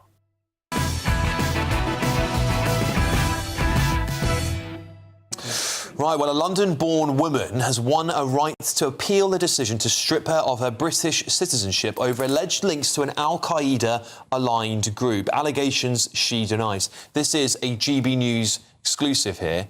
judges ruled she only became aware of the decision in 2017, last year, and said there were special circumstances allowing a late appeal. The ruling does not restore her citizenship, but it allows her to proceed with a challenge. Well, I'm now joined by Isaac, who's been running this story for a very, very long time. Isaac, thank you very much for joining me here. Now, you've been, very thankfully, giving us this exclusive here tonight. Can you tell us more about it? How did you come across the story, and what do you think is going to happen next? Well, thank you, Alex. Thank you for having me on. Thank you for everybody. So it's rumbling through the High Court at the moment. It's a very interesting one. It's one that I'm going to be keeping an eye on. As you say, she has won her right to appeal. So in a way, it's only just started. There's now going to be quite a lengthy process that's going to obviously take time and money and all the implications that come with that. And it's going to go through the High Court. Presumably, she's got the option of sort of being represented, which is going to throw up other issues. So it's a very interesting one. Yeah, Isaac, I think many people at home are really worried this might set a precedent, because other people have had their British citizenship stripped from them. Of course, the famous case of Shamima Begum comes to mind as well. Well, if the challenge is successful, would we expect to see more of these? You know, we're not saying she's a jihadi bride. We don't know that for sure at this point in time. But other people in similar circumstances to this woman be allowed to come back to Britain? Well, that's the worry, isn't it? That it sets off a precedent that if you allow one, then what about the others? As you say, Shamima Begum was the benchmark. She was the one that everybody remembers. You know, that visible picture of her in the camp over in Syria, and sort of that case polarised the nation. It was sort of, you know, everyone had a very strong opinion. Should she be allowed back, or should she stay over there? It's sort of like, you know, is it one rule for one and then one rule for another? What's the different circumstances? You know, that sort of thing. As you say, she denies it. I mean, I would say, what on earth were you doing going to Syria at that time? If you're, you know, a woman, what are you going to Syria for in that climate, in that environment? It could throw up all sorts of questions. It's not clear. That it may well be, you know, Shamima Begum's maybe following, or her legal team, her people will be following this case and probably keeping quite a close eye on it. What's the argument here, Isaac? Is the argument that this woman, by not having her British citizenship, risks deportation to somewhere like Pakistan, where she may be at risk? What's the case really about? So she's saying, or her legal team are arguing, that she is at risk in Syria at the moment because they may well just get hold of her and, as you say, kick her out to Pakistan. And her argument is, in Pakistan, because of what she is accused of, she may well be tortured, she may well be treated pretty appallingly. So she's saying, look, didn't know anything about this, didn't know that I was going to be stripped of my citizenship, give it me back, basically, let me return. And it's going to be the High Court that's going to decide that. Yeah, I mean, it's totally bonkers, but many people at home will be going, well, if you went and joined Al-Qaeda or any similar organisation, you should never be allowed to be back in Britain because you'd be a risk to public security. Isaac, what are we expecting to hear next? When do we know anything more about this challenge, and when do we expect to hear a decision? Do we have any idea about that? So it's going through the court at the moment. It may well take weeks and months. It's going to be a lengthy process. She will sort of put her case forward, or her legal team will put her case forward, and the Home Office will quite possibly make representations as well. The Home Office's case is based on her being, they claim, part of an AK-aligned group, which, as you say, is very similar to Al-Qaeda. I was looking into it, and actually, quite interestingly, they are very opposed to the Islamic State. Not in any good way. They're actually sort of just equally as bad, equally as evil as the Islamic State. You know, they believe in torture and beheadings and terrorism and God knows what. So it really is sort of half a dozen of one and six of the other kind of thing. But yeah, it's going to be a lengthy process. And, you know, as we know with any of these court cases, the longer it goes on, the more it's going to cost us, the taxpayer. That is always the bottom line, isn't it, there? Thank you so much for joining us. Real pleasure to have you on the show. Isaac Croston there, bringing us a brilliant exclusive here tonight. Thank you, Isaac. Just going to open up to my panel for their comment here. Anna, I'll start with you. Should we have these... let's just say more boy, because we don't know if this woman is a jihadi bride or not, but let's just say, should we allow anyone who's gone and joined Al-Qaeda or an ISIS or a similar group back into Britain? If there is clear evidence that someone has joined a terrorist group whose ideals and raison d'etre is to destroy our state, then obviously not. But where I would draw a bit of a distinction at the moment is this particular individual woman. She had her British citizenship taken away by Amber Rudd, who actually was a very moderate Home Secretary and, you know, I think a very sensible Home Secretary. So there must have been good evidence before her at that time. But I think when you take such a draconian step against somebody, they must have notice that that step has been taken. Right.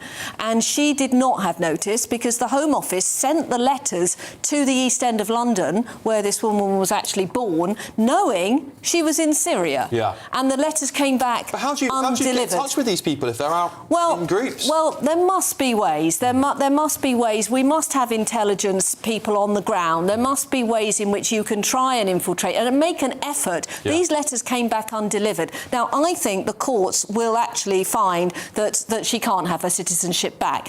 But I do think that it's fair enough, if you have not been informed of a draconian step like that you have the right to challenge it. Well, I mean, I agree with Anna. I mean, I suspect and I hope that the courts will ultimately decide she doesn't have the right to have her citizenship back. It sounds like the Home Office did a classic Home Office incompetence and didn't do it in the right way, which has left her the right, being granted the right to take the appeal. But I hope that the appeal goes against her, because clearly we shouldn't have people who have joined terrorist organisations back into the country. Adam? I think if you go out on the street in the pubs and ask the majority of the people, they would come back and say, let her rot. Sorry if I'm harsh like that. Yeah. I don't want her anywhere near my family or this country at all. She made her bed, lie in it. No, I'm with you on that one. I'm totally with you, and I think the vast majority of the country will be. I think nuance is something we cannot afford anymore. We're so nuanced on so many things, and I understand where you're coming from. We haven't got time, unfortunately, for more debate on it. I wish we did. But look, I think when you've gone and done something as heinous as joining a terrorist group which hates this country, hates our values, I think you've made your bed. That's my opinion. I'm sure many people would disagree. A Home Office spokesperson has said this, though. It is our long-standing policy not to comment on individual cases. All right, coming up, I'm going to have all of tomorrow's newspaper front pages. I wonder what they're going to be talking about. Might be King of the North finally getting his throne. Let's find out next. I forecast a perfect holiday in the sun. Weather looking good then? For sure, and no worries about our travel insurance. All Clear Travel Insurance sponsors GB News Travel Destinations Forecast. Hello there. Southern Europe remains very much in heatwave conditions, and all this heat and humidity is enough at times to produce some thunderstorms. So some heavy, possibly thundery downpours expected across northern parts of Italy, Austria, Slovenia, and very high temperatures anywhere around the Adriatic coastline and also across Greece. Temperatures not quite as high as we move our way further west. Lots of sunshine, and the sunshine stays with us for the rest of the week, along with the high temperatures. All Clear Travel Insurance sponsors GB News Travel Destinations Forecast. Hello again and welcome to your latest GB News weather update from the Met Office. Well, there's not much rain in the forecast through the week ahead. In fact, most places will stay entirely dry, and actually temperatures are starting to climb as we go towards the middle part of the week. So high pressure is set to dominate through the vast majority of the week. It will just edge away towards the southwest towards Wednesday and Thursday, but as I say, the vast majority of the UK will remain dry. And that is the case out there this evening and overnight as well. Lengthy clear spells across many parts of England, Wales, southern Scotland. But for Northern Ireland and northern parts of Scotland, it will turn a bit cloudier through the night. Bits and pieces of light rain and drizzle pushing down that northerly flow. A few light showers for northeast England as well by dawn. Most places in the towns and cities staying in double figures tonight, but it actually will be a more comfortable night for sleeping. And in the rural areas, well, we could actually see temperatures dip down to maybe 5 or 6 degrees across the Midlands first thing in the morning. But actually temperatures will rapidly climb in that strong July sunshine through the morning. So a fine start to the day for many of us. But there will be some thicker cloud further north. So I think for Northern Ireland and Northern Scotland in particular, there will be some mist and murk over the high ground, some bits and pieces of drizzle out there as well first thing, and perhaps 1 or 2 longer spells of rain just drifting down towards the North York Moors and into parts of East Anglia and the Wash for a time through Monday morning. But by the afternoon, any showers will be very light and very isolated. Most places will turn dry. It won't be quite as warm or as sunny indeed as over the weekend for some of us. More in the way of cloud for eastern parts of England, Northern Ireland especially. But where the sunshine does come out, well, it'll be another warm day, temperatures into the mid-20s for some of us. Now for Tuesday, again, a bit of a rinse and repeat. So northern parts of Scotland seeing some bits and pieces of light rain or drizzle at times and quite breezy for Shetland and Orkney. Otherwise, though, light winds, lots of sunshine for most of us and temperatures once again into the low to mid-20s. Now temperatures will continue to rise through Wednesday and Thursday, particularly in southern parts of Britain, perhaps up to the high 20s in some places. From cold mornings to warm family brunches. From football to tennis in the car, In the kitchen. GB News breakfast is there. With the stories you need and the conversations that matter. Anyway, let's talk business. Well, it has been a historic night in British politics. It's astonishing, isn't it? We're here again. To start your day just right. GB News Breakfast. Every morning from 6 a.m. Only on GB News. Britain's news channel.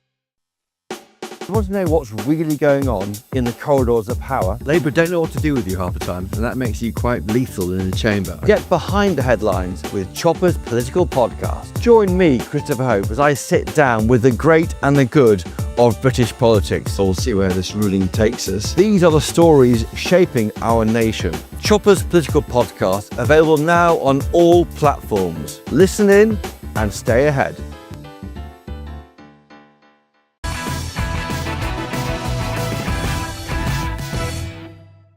Time to bring you tomorrow's front pages here. Let's start with the Metro, shall we? Welcome home. There have been a few changes. This is the combination, of course, of the England lads, the three lions flying home at the same time as a new Prime Minister, of course, going to be welcomed into number 10 tomorrow. The Express.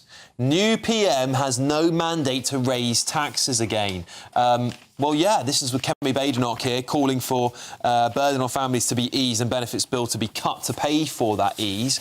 But there'll be big questions as to whether Andy Burnham is indeed going to call a general election. I really wouldn't be surprised if he does it, you know.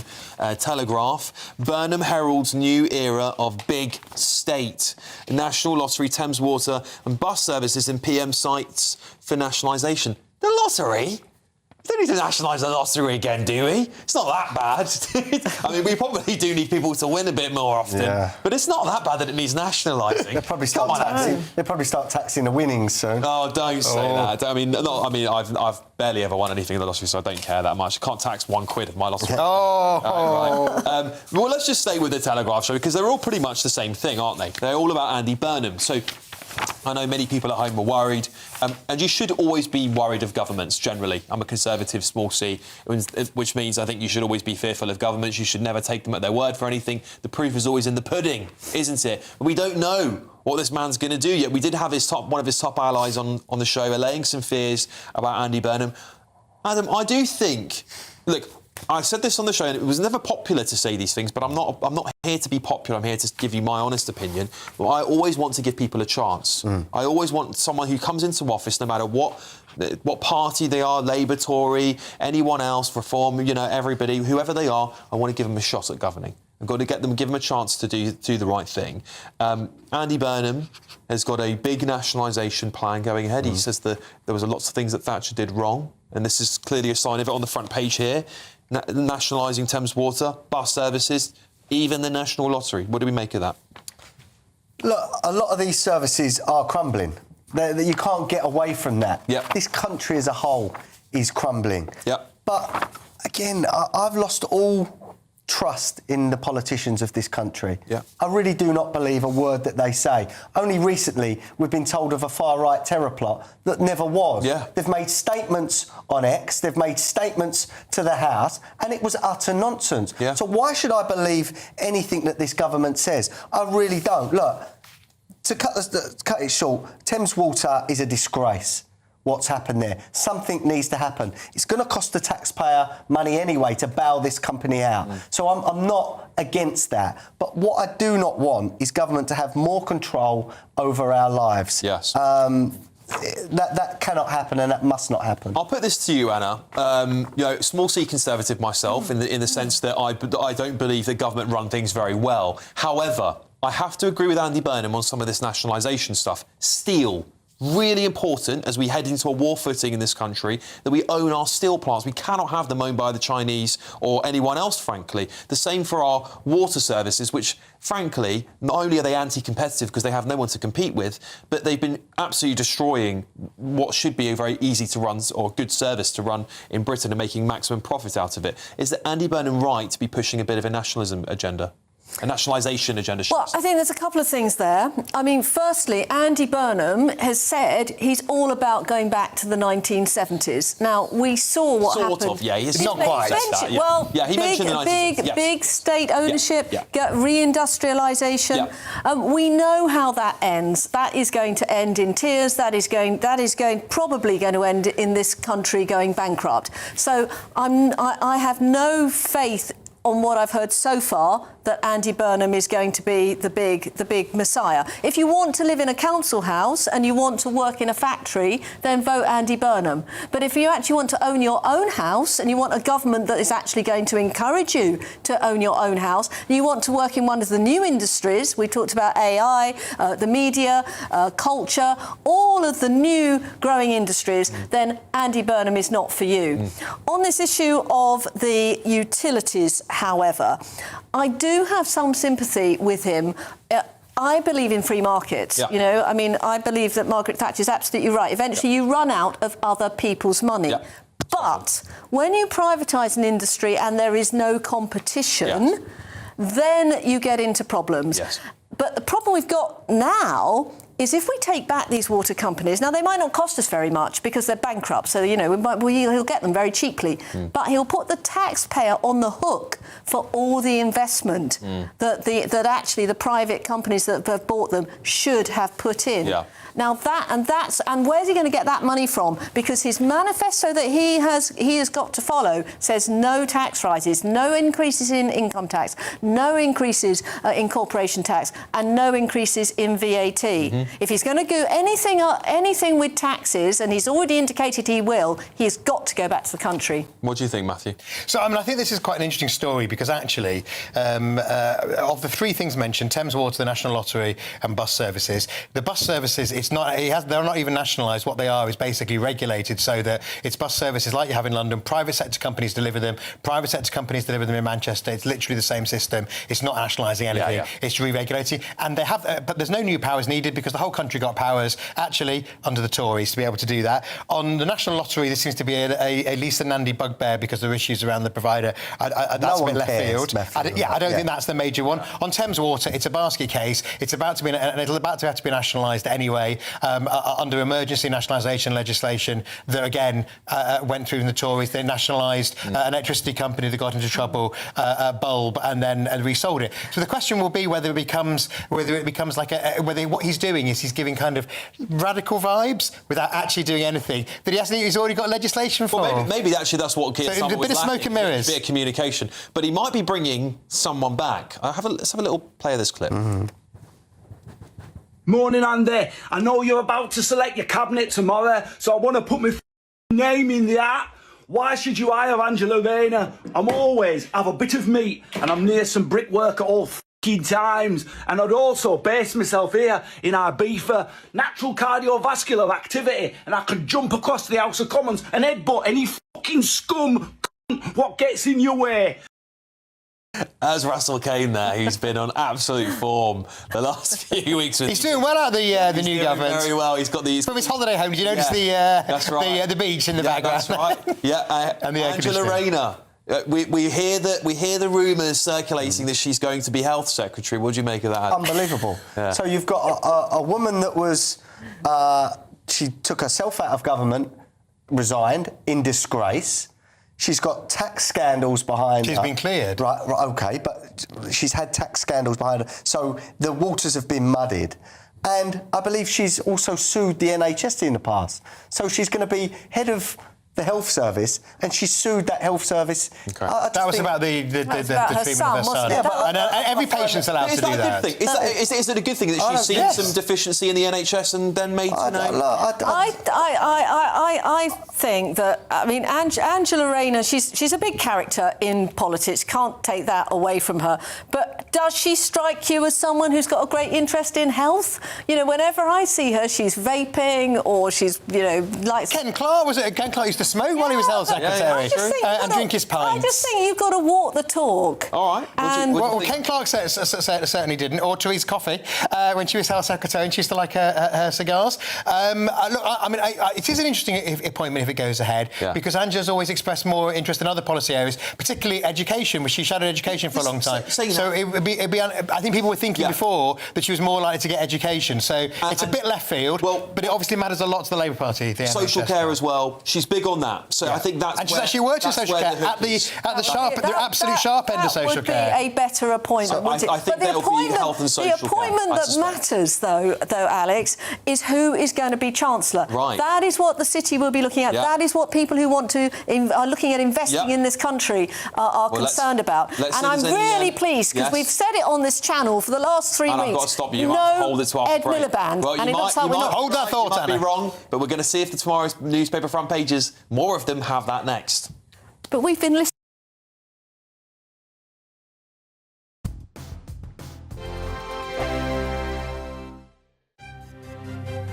GB News Breakfast, every day from 6 a.m.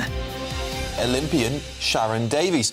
Sharon, thanks so much for joining us this morning. I think this is preposterous that we're banning Sports Day for kids, and our viewers are obviously also thinking this is completely bonkers. But is there a case to be made that perhaps we should be looking after young people when the heat is quite extreme in many people's cases, they'll say? What do you think, Sharon? I think looking after our kids is making them resilient and giving them a sports day. I mean, sport in schools has been relegated year on year on year, and it's so depressing. You know, it's such an important part of young people's lives. Give them a hat, give them some sunscreen, make sure they're drinking plenty of water, stick them in the shade when they're not, actually having a little race. This is all about just kids getting used to life, and wrapping them in cotton wool is not the answer. The People's Channel. Britain's newsroom. Weekday mornings from 9:30. So you go along to the car showroom and only like 10%, at most maybe 15%, pay cash. The rest buy on some form of financing. And you often buy, it's a bit like a mortgage, and it's like buying a mortgage from the estate agent, which we all know is a terribly bad idea. Yeah. But this is what people did. And the deal is, the scandal is, the guys in the showroom were acting as dealers and brokers, and they were in many cases inflating the interest rate that you paid so that they could get bigger commission. And they didn't declare that. So you basically ended up paying more for your car than you would otherwise have done if you'd gone into the open market and found yourself, a better deal. How did that come to light? Well, over many years. I mean, this has been going on since 2007. GB News, the People's Channel. GB News Breakfast, every day from 6 a.m. Ruth Ellis was executed on the 13th of July 1955. She was convicted of murdering a partner, David Blakely. There's been a long campaign about what to do about all of that. She has now had a conditional pardon, which would mean she would have been sentenced to life rather than sentenced to death. So it's a significant move, but what do her family make of it? Well, her grandson, Stephen Beard, is here alongside solicitor Grace Horton. Good to see you both this morning. I mean, look, from a family perspective, Stephen, what does this mean? It's huge. It was a monumental day yesterday. In essence, it's the removal of a negative blotch in our family history. We have effectively rewritten history because ultimately, for the last 70-odd years, the truth hasn't been known. GB News, the People's Channel.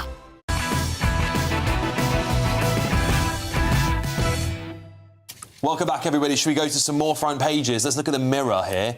Burning ambition, that's right. Burnham starts with cost of living pledge, apparently, and social care pledge. Our 7th PM in 10 years says he's going to bring an end to chaos and bring hope.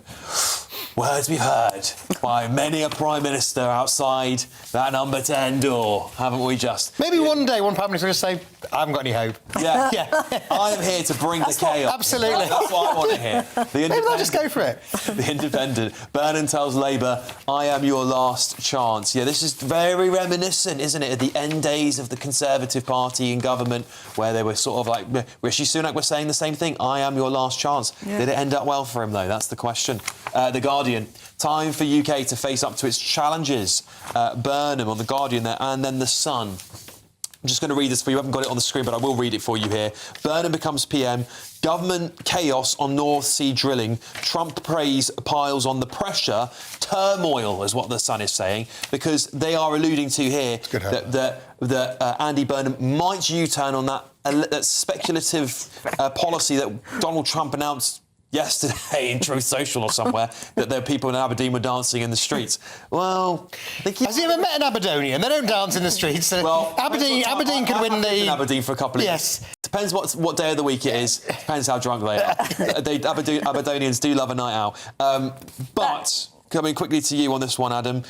Government North Sea drilling. It looks like Andy Burnham's wavering on it. Unbelievably stupid. Net zero and all this nonsense is putting our energy security at risk. We're risking higher bills in the future. Our kids are risking blackouts. Yeah. We've got all this on our doorstep. Use it. Because the other technologies are not ready to switch over. And look, I'm one. When cleaner energy is ready, and we've got the infrastructure there, the technology there, switch over. Yeah. But at the moment, do not. It's like moving out of a house without anywhere else to live. Yeah. This is just irresponsible, and I think he's digging in his heels. I hope Trump's pressure, puts the pressure on and he does go with it. Anna? Well, I'm not surprised he's dithering. He wants to go back to the 70s, and we all know in the 70s we had blackouts, didn't we? Yes, so, although we did drill a lot of oil in the 70s. That's when it came on stream. Of course. So, I mean, I'm being facetious. It did pay off for us a few years later, didn't it, the oil problem? But in reality, with all the turmoil that we've got in the Middle East with Iran, we can't afford not to be drilling now. 100%. And these fields are becoming more economic by the day. He doesn't need to change any legislation to give the licences for Jackdaw and Rosebank, and he should do that immediately. I totally agree, Matthew. So I think this is a bit unfortunate look, because his team were indicating quite seriously that he was going to loosen the ties, if not completely open the floodgates, and allow more drilling in the North Sea. And then the unions in particular are really keen on that. They were supportive of him becoming leader. The big two unions, Unite and the GMB, the industrial unions, which are Labour Party affiliates. Now it seems that he may be wheeling back on that. Although quite a lot of this seems to be based on a Lucy Powell interview, Lucy Powell series of interviews this morning. I suspect actually what you'll see is that there will be some more activity in the North Sea. Yeah, I think it would be very stupid for us not to try and build we're the only country in the G7 without a sovereign oil reserves, particularly when it looks like this war in Iran, which I have said from the very beginning of this war, if any of you have watched me for a while, I've said I think this war is going to go on for a really long time, and I think it's going to go on for much, much longer. Even if the Strait of Hormuz is kept open, Donald Trump says he's going to put a tariff on it, so that would be terrible for us too. So look, there you go. Look, loads more coming up on Alex Armstrong Tonight, late edition. Will is going to be here to host that, because of course I will be on breakfast tomorrow morning. We're going to have a lot of coverage for you live from Downing Street. It's going to be a great show, so come and join us then. Until then, I will see you tomorrow morning.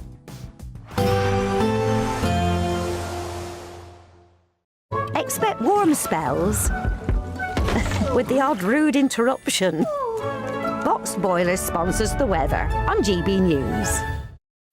Hello again and welcome to your latest GB News weather update from the Met Office. Well, there's not much rain in the forecast through the week ahead. In fact, most places will stay entirely dry, and actually temperatures are starting to climb as we go towards the middle part of the week. So high pressure is set to dominate through the vast majority of the week. It will just edge away towards the southwest towards Wednesday and Thursday, but as I say, the vast majority of the UK will remain dry. And that is the case out there this evening and overnight as well. Lengthy clear spells across many parts of England, Wales, southern Scotland.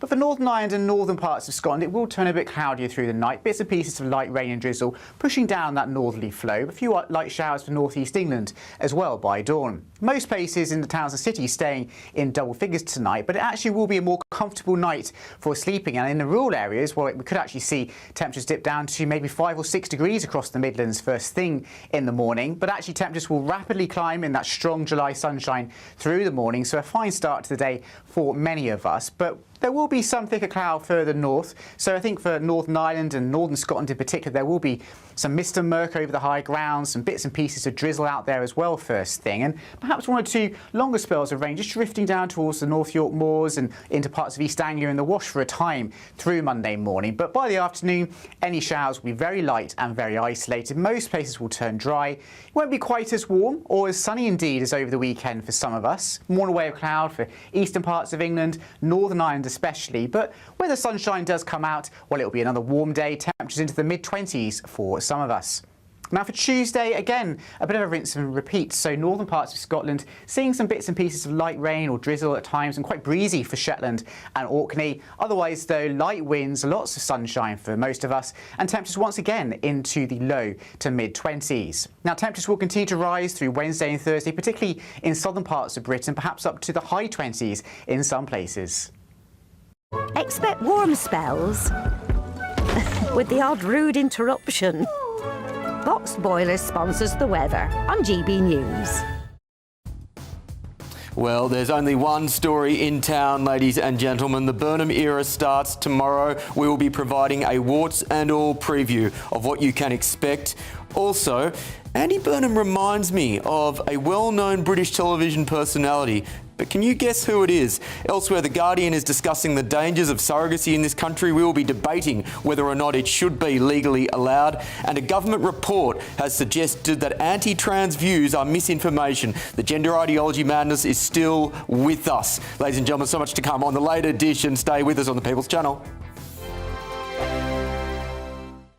What would you do with £60,000 cash? What would you do with a real gold bar? Well, both have to be won in our Golden Summer celebration. First, there's £60,000 in tax-free cash to bolster your bank account this year. Plus, we'll also give you a fine gold bar worth over £5,000. For a chance to win, text GOLD to 63225. One entry costs £2.50 plus one standard network rate message. Or text BONUS to 63225. 5 entries cost £5 plus one standard network rate message. Go to gbnews.com/win. Entry start at £2.50. Call 0903 686 3232. Calls cost £2.50 plus your network access charge. Or post your name and number to GB22 PO Box 8690 Derby DE1 9TT. UK only. Entrance must be 18 or over. Lines close at 4 p.m. on the 21st of August. This is a network giveaway. Entries will be pulled. Please check the closing time if listening or watching on demand. Hi, I'm Michelle Dewberry and my show is your opportunity to cut through all the noise and dive in headfirst to some robust debates. Ideas clash. Situation, isn't it? Because the failure is... You're deliberately avoiding my point. Nothing's held back. And if you think this is the end of it, wait for more. And we do not shy away from the difficult stuff. Sometimes I want to shake people and say, if only you understood. So join me on Dubes & Co. weeknights at 6 p.m. only on GB News, Britain's news channel. Some people enjoy lazy Sunday mornings, but not me. What's the truth of a matter? So that's a very live question. Would you support him if he waters down these plans? Before the spin sets in, I'll be getting to the truth. This is personal. No soft questions, no easy answers. It's one thing if the state has rules in this country. It's another thing whether the police and others actually police them. Setting the agenda and holding those in power to account. You can't really blame her if the system is set up this way. You will not want to miss it, trust me. The Camilla Tominey Show, Sundays from 9:30, only on GB News. Exciting news. Every Friday, my Patrick Christie's Tonight Show is going to have a twist to it. We're welcoming some special guests. You. That's right, on Fridays I'm going to be doing my show in front of a live studio audience because this show is about you and what you have to say. It's going to be the same big debates, same big topics, same big opinions, but every Friday night at 9 p.m. you are invited to come on down to Patrick Christie's Tonight to be a part of the action. Only on GB News, the People's Channel, Britain's news channel. Breaking news, live updates, stories that matter. From the heart of the GB newsroom to every corner of Britain, with our team of dedicated journalists across the UK. GB News bulletins are there to deliver the latest news that matters to you. Bulletins on GB News, the People's Channel, Britain's news channel.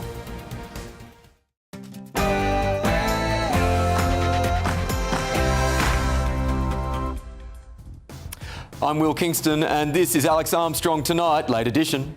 We can be that party, the party that puts more power in people's hands, drives good growth in every postcode, and puts hope in every heart. That's my mission as your new leader, to bring back hope. Oh, can you feel the vibes? Well, it's the dawn of a new era. Andy Burnham to become Britain's 6th Prime Minister in 10 years tomorrow, promising change and hope. But you have the North Sea. Somebody said yesterday, what would you do if you were the UK? Open up the North Sea. Could he have an unlikely ally in President Trump, who has repeatedly urged the UK to open up the North Sea? Plus, anti-trans views classified as misinformation in a government report.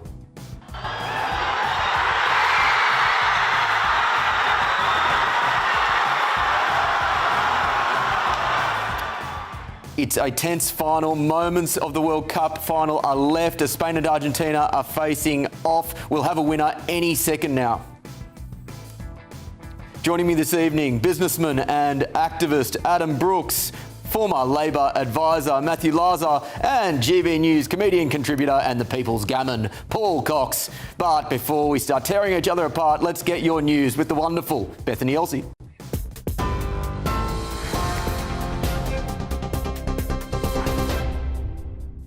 Good evening. Your top stories from the GB newsroom at 11 o'clock. The World Cup final, where Spain lead Argentina 1-0 in extra time at New Jersey, New York Stadium. After a tense, hard-fought contest that remained goalless through 90 minutes, Spain have finally broken the deadlock and are edging closer to lifting the trophy. Argentina, while playing a man down after Enzo Fernandez received a second yellow card, are throwing everything forward in search of an equaliser, but with extra time running down, Spain are just minutes away from football's biggest prize.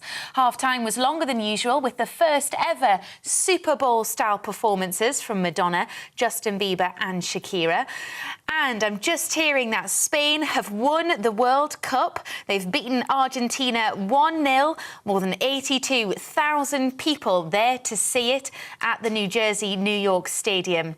Among them is President Donald Trump, who is attending his first and only match of the entire World Cup. Well done, Spain. Andy Burnham will use his first speech as Prime Minister to promise a more stable style of government after becoming Britain's 6th leader within the last decade. He'll say the country needs honesty and reflection and will pledge what he calls tangible improvements in people's lives. To do that, he's expected to announce a raft of measures to tackle the cost of living, including scrapping digital ID and supporting new oil and gas drilling in the North Sea, something US President Donald Trump has celebrated, saying people in Aberdeen are dancing in the streets. 5 people have been killed and at least 35 injured in Ukraine after Russia launched a wave of ballistic missile strikes across several cities, including its biggest attack of the war on the capital, Kyiv. It's after Ukrainian drone attacks across Russia killed 9 people yesterday. President Volodymyr Zelensky says his forces hit 3 Russian oil depots, a fuel facility and Shadow Fleet tankers in the Black Sea. Those are your latest headlines. Let's get back to Will.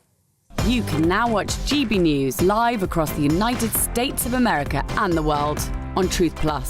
Scan the QR code to find out more or visit gbnews.com/truth.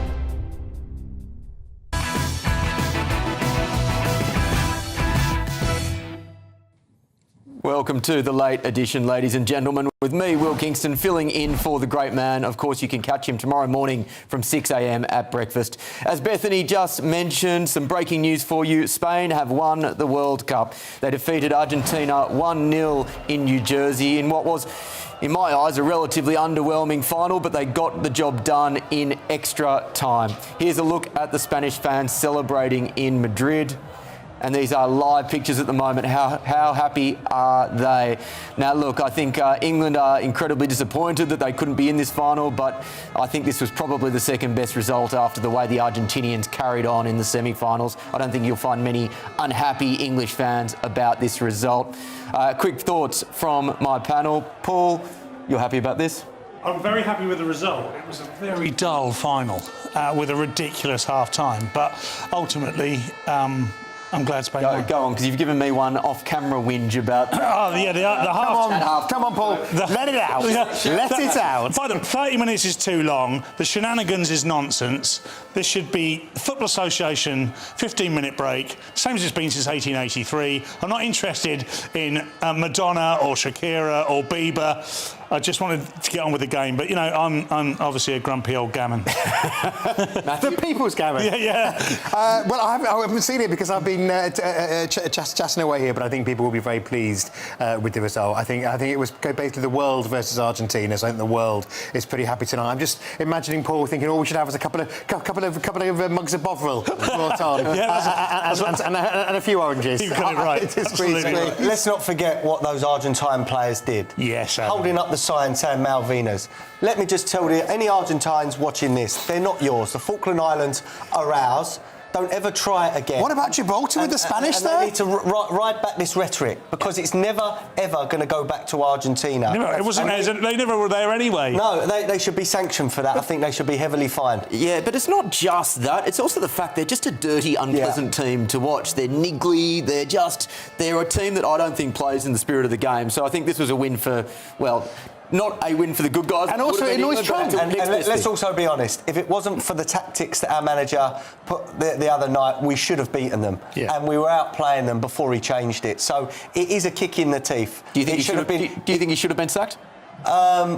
I'm not a great lover of him. I thought the team showed heart, but I think that was the players. I think he showed himself very inept with his tactics against Argentina, and I think he should step down. Yeah. I didn't want a German as England manager anyway. If you're just joining us, this is live footage from Madrid where the Spanish are celebrating in style. I imagine it will be a big night on the streets of Madrid this evening.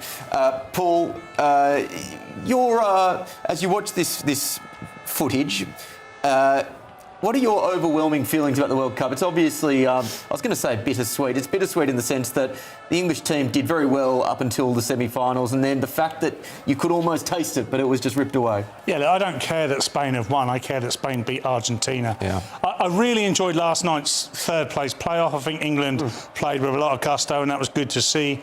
Took the French to task. Adam's right.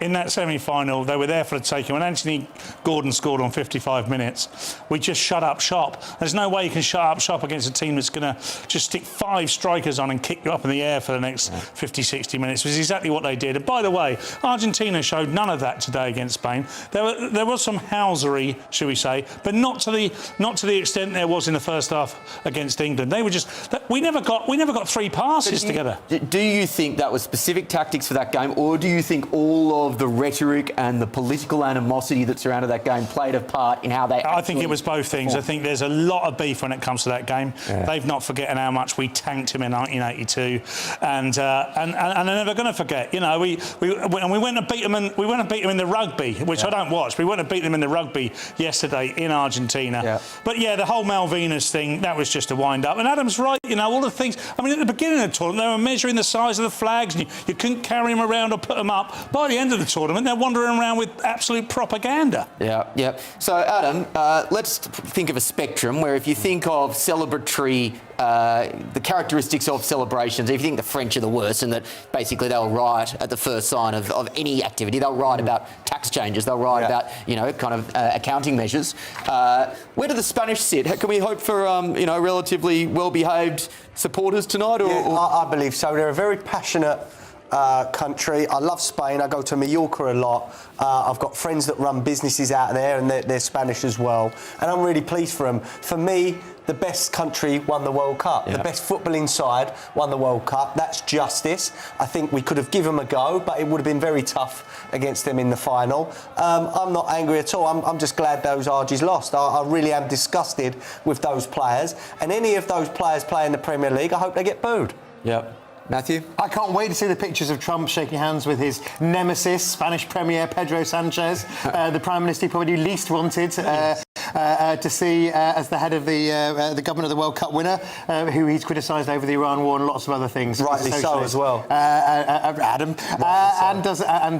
Where he'll have been rooting for Argentina because he's made Mele with the chainsaw is their leader. So that's the political moment I'll take out from him. I imagine, Paul, that Trump will be next to Gianni Infantino when that trophy is handed over, the head of FIFA. He has not covered himself in glory over the course of this World Cup. Do you think his position is tenable as this World Cup reaches its conclusion? No, Infantino's an absolute scoundrel. There's no two ways about it. I'm not even going to say this is my opinion. If you don't think he is, then I mean, Sepp Blatter was bad, but this guy took a phone call from Trump and rescinded a red card, or the punishment for the red card for the US team. You can't do that. Like all the things that we've said tonight about Argentina and the way they played in the game. Argentina beat us in 90 minutes, right? They beat us. They scored the goals. They beat us. I didn't want any changes. There were people saying, well, because of the flag, we should be in the final. I don't want any of that. That's not. There was 90 minutes. It's like a boxing match, isn't it? You go in there, you give them your best. If you get beat up, you get beat up. Yeah. And it's the same with a football match. The rules are the rules, and the game is the game. Yeah. Yeah. I like seeing these scenes. Well, I've got to say, I love Spain as a country, and their leader. He's trying to ruin it. I'm sorry to interrupt you, but he's a great man. Ladies and gentlemen, breathe it in. Breathe it in. That is live footage from Buenos Aires, and that is the Argentinian fans, and aren't they having a ball? Imagine nobody's done a riff on Don't Cry For Me, Argentina. Someone walked through there with a Falklands flag. I don't imagine they'd be getting out alive, Adam, is all I can say. But yeah, they certainly are crying in Argentina tonight. Yeah, so I don't think it takes much advanced commentary here to deduce what is going on, ladies and gentlemen. A despondent group of Argentinians. I personally couldn't care less. Paul? No, I don't care at all. I mean, Spain, Argentina belongs to Spain as well. What I say. What a great. I mean, we all love Spain. Everyone on this panel, except yourself, Will, grew up in this country and probably had their first foreign holiday in Spain, have been to Mallorca with their family, enjoyed the sunshine out there. We all love a bit of Spain. I mean, this whole new Marxist communist stuff that's going on out there at the moment is a bit of a problem. It's interesting you say that, because I do want to put a political dimension on this. They do have a socialist leader in Pedro Sanchez there. We were reporting on GBNews about Franco Sanchez. That's right. We were reporting about a week ago that there are parts of their administration who are predicting up to 3 million migrants in the next year as a result of changes that they are making to their immigration scheme. We had the Boris wave. They are very well likely to get the Sanchez wave. Yeah, that would be double the Boris wave. And let's not forget what Angela Merkel did in Germany, by the way. And that experiment is now the best part of 10 years later. That has not worked out well, and they're trying to send as many back as they possibly can. I really do not understand. There's never been a lesson from history that tells us that's a good idea. I really don't understand that. Over to Laza for the counter view.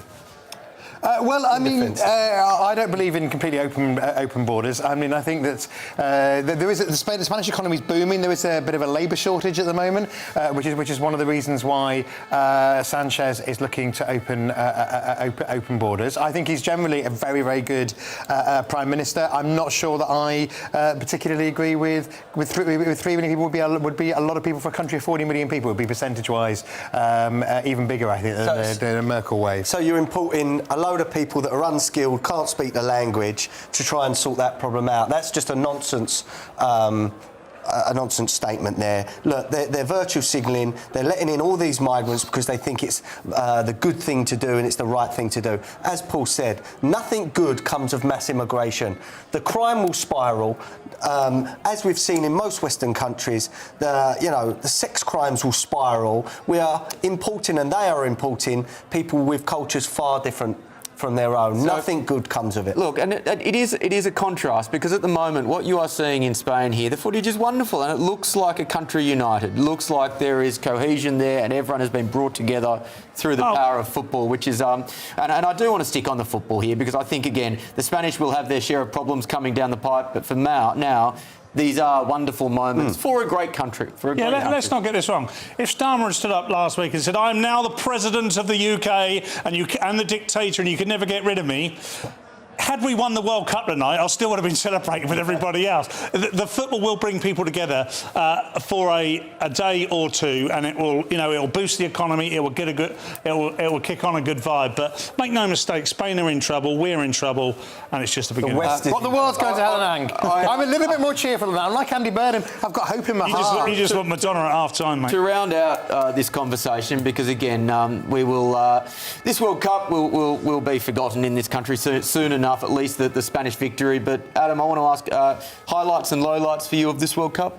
Well, the highlights are the England games at my pub. We had some spectacular nights in there. I mean, a couple of hundred people singing. At one time, I think it was 4:35 in the morning, singing the England songs. I haven't seen anything like that. It was great, and I'm just... I hope you had your Arsenal six.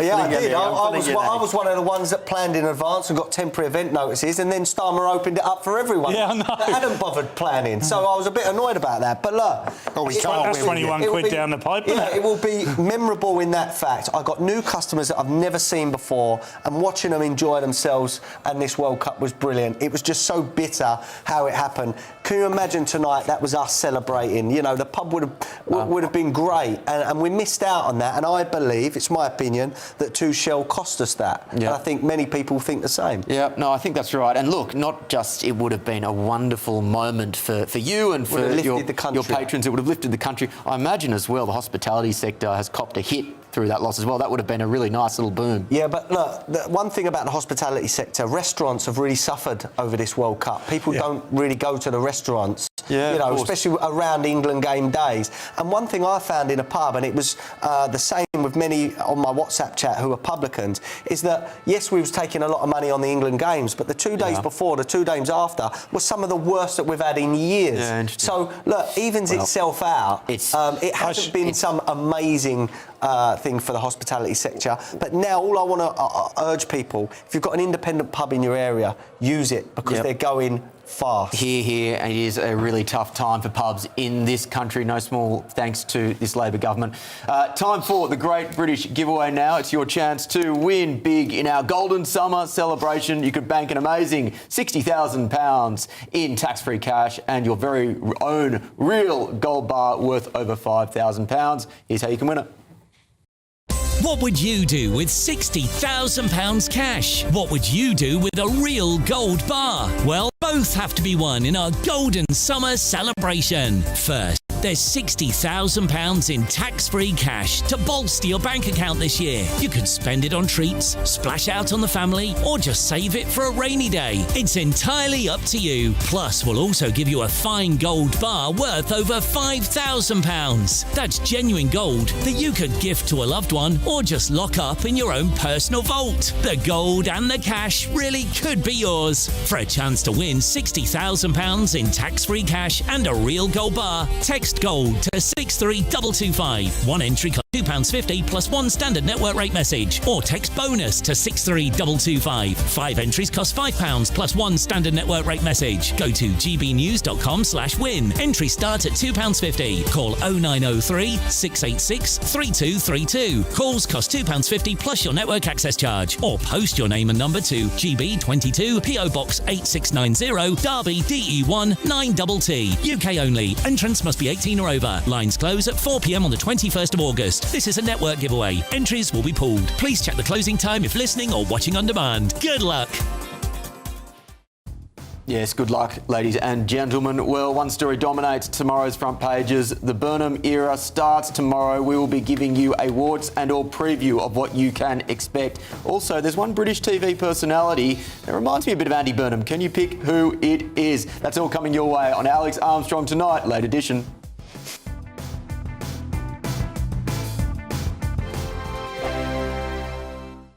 Britain deserves a newsroom that puts the facts and your voice first. Well, and that's what you get on GB News. Lively debates, lively conversation. And we're not afraid to hold power to account. And each other. So join me, Andrew Pearce. And me, Miriam Gates, for Britain's Newsroom, weekdays from 9:30 on GB News. Bold. They are under no illusion. Ray, are you a human trafficker? Boundless. I've had enough of the nonsense, and I'm not afraid to say it. Don't get this on the BBC. Every weeknight, I tear through the headlines. The smell of gasoline. Should we be worried about it? From Westminster madness to cultural war chaos. I'm going to do now, they are throwing things out the car as we speak. Get ready, Britain. Here we go. Patrick Christie's Tonight, weeknights from 9 p.m, only on GB News, Britain's news channel.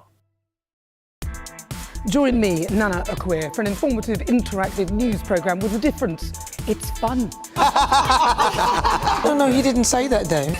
I'm so surprised. I think there's an element of truth to that. Join me from 3 p.m. every weekend, only on GB News, Britain's news channel.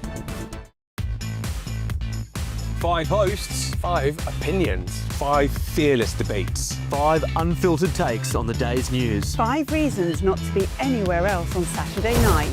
This is the Saturday 5. You got me good there. Britain's biggest Saturday night TV show. It's not a bad brand. Yeah. Uncensored. Very, very racy tonight. On the unpredictable. What did she say? Can you translate it for us? And always entertaining. And how can a country go from being led by William Wallace Saturday nights from 6 p.m. only on GB News. The People's Channel. Britain's news channel. You're going to want to stay tuned, trust me. Breaking news, live updates, stories that matter. From the heart of the GB newsroom to every corner of Britain, with our team of dedicated journalists across the UK. GB News bulletins are there to deliver the latest news that matters to you. Bulletins on GB News. The People's Channel, Britain's news channel. At GB News, we love to hear from you, our loyal community. So drop us a line at gbnews.com/yoursay. There you can talk to each other and also to the presenters live on air. gbnews.com/yoursay, because GB News is your channel, Britain's news channel. Here at GB News, we made a promise to tell your stories. And on the 6th of August, we're marking 5 years of doing exactly that. Celebrate with us by having your say. Join in the debates live on TV and radio. And meeting your favourite presenters across the country, from Leeds to Aberdeen, from Belfast to Barry Island. Plus, join me in Essex for our biggest live show of the year. Scan the QR code or visit gbnews.com/celebrate. Terms and conditions apply.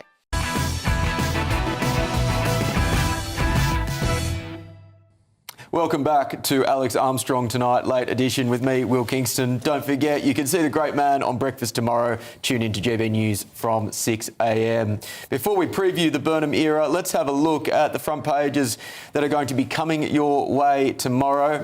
The Metro is leading with Welcome Home. There have been a few changes tying together the World Cup with the Burnham era. The Express, new PM has no mandate to raise taxes again. The Telegraph, Burnham heralds new era of big state. We'll get onto that. The Mirror, burning ambition. The Independent, Burnham tells Labor, I am your last chance. He may not be wrong. The Guardian, time for UK to face up to its challenges. Again from Andy Burnham. The Sun, very simply, turmoil. And the Times, Burnham, my 10-year UK plan. Well, that's certainly ambitious, isn't it? Look, I've been thinking, and again, I blasted Andy Burnham on the Saturday 5 last night, but I am a fair man.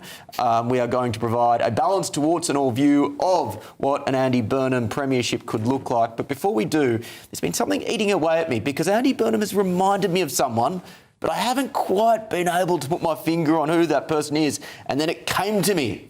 Ladies and gentlemen, I give you the most uncanny comparison I've seen in some time. Andy Burnham and David Brent. In Makerfield, Orrell, Winstanley, Hindley, Blackbridge, Reading, Aldershot, Bracknell. You know, I've got a Didcot, Yateley. I can play guitar. I can play guitar at a reasonably good level. Oh, David, you know, you're a brilliant singer-songwriter. I got some hot love on the hot love highway. I think that is so spot. I think that will stick, Paul Cox, because in many ways it is this kind of focus on vibes, the focus on the folksiness of it all. I think that could stick. He's the David Brent of politics. Yeah, I applaud Laza. He didn't smile or laugh during that. So good, you report that back. So if Burnham is watching, he's definitely worth some sort of high-paid job, I'm sure. Look, of course, that comparison is very true in many ways. I'm not a fan of Burnham at the moment, purely on the basis that he seems to be operating 100% on vibes-based politics. But underpinning this vibes-based politics is hope, not hate. The closest we've seen to socialism and communism, even beyond what Starmer was offering, and many people, particularly if they are mega lefties, will say that Starmer was offering nothing to the left.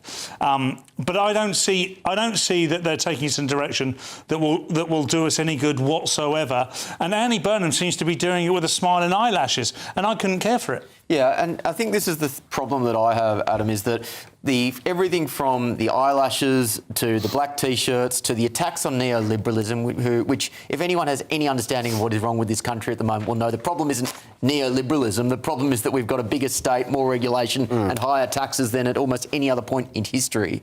All of this stuff is distractions. It's distractions from the real problems that are facing the country.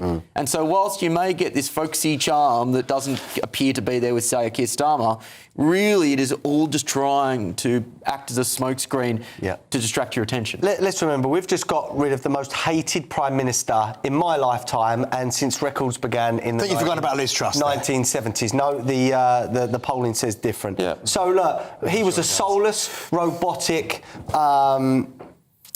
and a man that was totally detached from reality and the average Brit. Now we've got this guy that comes across as a really sort of nice, sort of cuddly sort of Prime Minister. But what I fear is he is just the figurehead for a far-left government that has control. I do not believe he controls that Labour Party. The far left of that party controls that party. The backbenchers control that party, and they will determine what direction he goes in. You're shaking your head there, Matthew. At the end of the day, when he tries to maybe reform welfare, if he had the balls to do that, the backbenchers of Labour will stop that happening. And I think they're going to put taxes up and they're going to get their way on many things, and that is not a good thing for Britain if the far left of the Labour Party are in control. I don't think there's any suggestion that the far left of the Labour Party are in control. I mean, what I think Andy's done, and I think it's on one of the front pages as well, he said that I think The Independent has said that it's the Labour Party's last chance, and the last chance is to unite. The Parliamentary Party, because of what was seen as Starmer's weak leadership, was trying to hold that government hostage on various issues.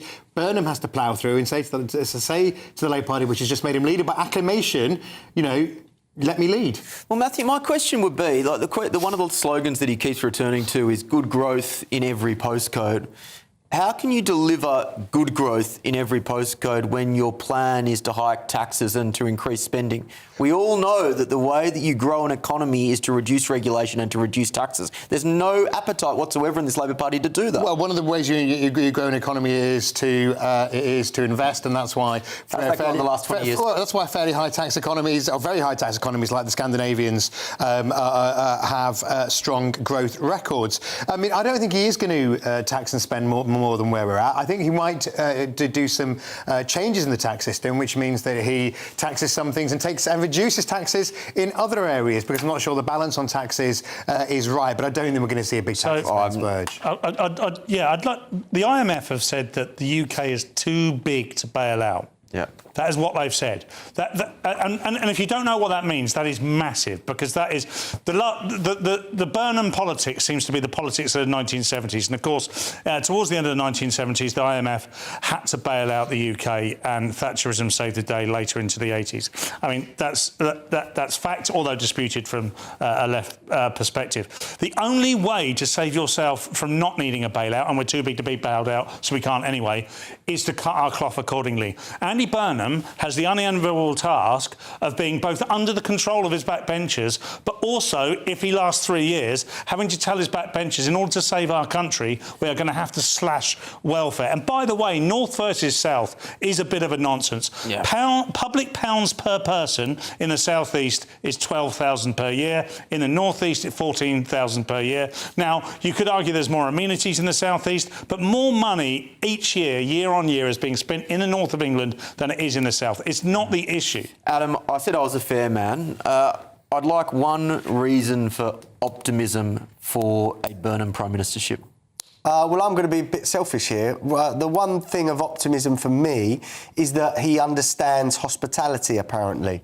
Okay. Sacha Lord was on here earlier. He's a friend of mine, the nighttime czar from Manchester. He said that Andy realises that hospitality is in deep trouble, and it is. I can't emphasise how many jobs will go if hospitality starts failing, and it is starting failing because of the taxes of Rachel Reeves' 2 budgets. How many 2 pubs a day closing? It's a ridiculous figure, but look, what I will say is that Sacha Lord mentioned a VAT cut to around 10%, which would bring us in line with many European countries. That would reinvigorate the hospitality sector, and apparently I'm told Andy Burnham is very keen. So in a selfish point for my own industry, what I love, grew up in pubs, own a pub, I want to see Andy Burnham do that. So a VAT cut to 10%, that will save so many businesses, probably hundreds of millions in revenue for the Treasury, and probably hundreds of thousands of jobs as well. Yeah, in many ways the local pub is the beating heart of this country, so if he can make headway there, that would be a wonderful thing. Paul, one reason for optimism? That is a very good reason for optimism. I also have a business running comedy clubs, and we don't suffer quite in the same way that Adam does, but we will definitely benefit from people understanding the nighttime economy. Look, the one big advantage that Andy Burnham's got is that he's not Keir Starmer. Yeah. And that is his biggest advantage now. I know this is an adage from the right or from the left, whoever comes in. Of course, I want Andy Burnham to do well because I want the UK to do well. Correct. I do fear that going further to the left is a massive issue. Yeah. And my fear isn't, oh no, we're going to get socialist politics for the next 3 years. It's the damage it does for our kids. Yeah. It's the damage it does for their kids, because our kids are starting to grow up now. So it's almost irreparable, some of the damage that's been caused over the last 20 or 30 years. If we another 3 years of spending on welfare and providing welfare to the rest of the world is going to be a massive issue for us. Matthew, in 20-odd seconds, your number one reason for optimism. I'm sure there's several on your list. I think it's about leadership. I think he has the positivity and the energy and also the determination to keep it, to ensure that Labour values come through. And I think in a sense that's what Keir couldn't achieve. Keir's done various decent things, but he couldn't tie them together to tell a Labour story. Name one. What's he done decent? Stand by Ukraine, fix the black hole that the Tories did. Well, Ukraine matters to this country, Adam, because you might think that we live in isolation from the rest of the world, but I'm afraid to tell you we don't. Not good enough. Well, time will tell. Coming up, ladies and gentlemen, experts warn a rise in overseas surrogacy is leaving more babies at risk of statelessness after efforts to create global rules were put on hold. This is Alex Armstrong Tonight, late edition with me, Will Kingston.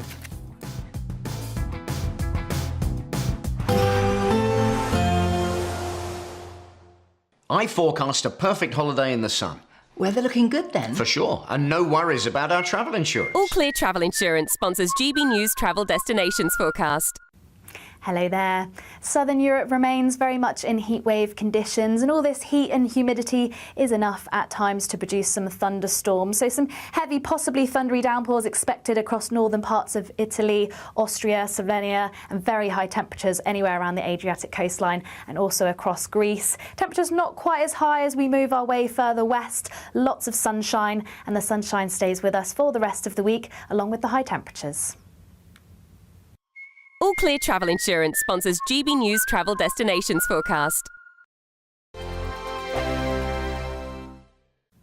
Hello again and welcome to your latest GB News weather update from the Met Office. Well, there's not much rain in the forecast through the week ahead. In fact, most places will stay entirely dry, and actually temperatures are starting to climb as we go towards the middle part of the week. So high pressure is set to dominate through the vast majority of the week. It will just edge away towards the southwest towards Wednesday and Thursday, but as I say, the vast majority of the UK will remain dry. And that is the case out there this evening and overnight as well. Lengthy clear spells across many parts of England, Wales, southern Scotland. But for Northern Ireland and northern parts of Scotland, it will turn a bit cloudier through the night. Bits and pieces of light rain and drizzle pushing down that northerly flow. A few light showers for northeast England as well by dawn. Most places in the towns and cities staying in double figures tonight, but it actually will be a more comfortable night for sleeping. And in the rural areas, well, we could actually see temperatures dip down to maybe 5 or 6 degrees across the Midlands first thing in the morning. But actually temperatures will rapidly climb in that strong July sunshine through the morning. So a fine start to the day for many of us. But there will be some thicker cloud further north. So I think for Northern Ireland and Northern Scotland in particular, there will be some mist and murk over the high ground, some bits and pieces of drizzle out there as well first thing, and perhaps 1 or 2 longer spells of rain just drifting down towards the North York Moors and into parts of East Anglia and the Wash for a time through Monday morning. But by the afternoon, any showers will be very light and very isolated. Most places will turn dry. It won't be quite as warm or as sunny indeed as over the weekend for some of us. More in the way of cloud for eastern parts of England, Northern Ireland especially. But where the sunshine does come out, well, it'll be another warm day, temperatures into the mid-20s for some of us. Now for Tuesday, again, a bit of a rinse and repeat. So northern parts of Scotland seeing some bits and pieces of light rain or drizzle at times and quite breezy for Shetland and Orkney. Otherwise, though, light winds, lots of sunshine for most of us and temperatures once again into the low to mid-20s. Now temperatures will continue to rise through Wednesday and Thursday, particularly in southern parts of Britain, perhaps up to the high 20s in some places.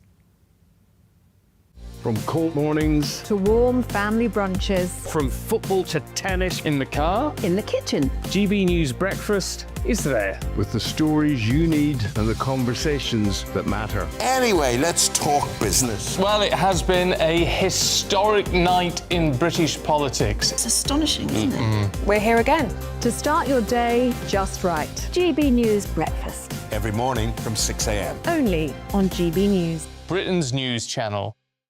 Hi, I'm Michelle Dewberry, and my show is your opportunity to cut through all the noise and dive in headfirst to some robust debates. Ideas clash. Situation, no, isn't it? Because the failure is you're deliberately avoiding my point. Nothing's held back. And if you think this is the end of it, wait for more. And we do not shy away from the difficult stuff. Sometimes I want to shake people and say, if only you understood.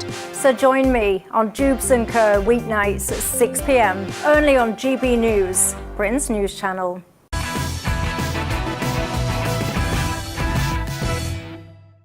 Welcome back to Alex Armstrong Night Late Edition. Remember, catch Alex tomorrow morning on The Breakfast Show from 6 a.m. We'll be going to Ben Leo, who's been in the US following that World Cup final shortly. But I want to continue on the main news story in town, and of course that is the start of the Burnham era from tomorrow. Just looking at Twitter at the moment, Politics UK is reporting that they've seen in the Times, Andy Burnham does not plan to wear a shirt and tie as Prime Minister unless he's in the Commons. Alison Pearson has said, how patronising and disrespectful. British people expect their Prime Minister to look smart in a jacket and tie. Adam, do you agree with it? Yeah, look, I would like our Prime Minister to be one of us, and he's nearer to one of us than Keir Starmer, which isn't hard. But again, I want my Prime Minister to look state-like. I want him to, have an impression out there to the rest of the world that Great Britain is great. And I don't think that is the case unless you're in a shirt and tie. That's my opinion. Yeah, and Matthew, some people will say, well, why does it matter? And the fact of the matter is optics matter a great deal in politics, and you can tell that he's obviously trying to communicate something. He's obviously trying to send a message through this whole, T-shirt and jacket shtick. Do you think that shtick will work?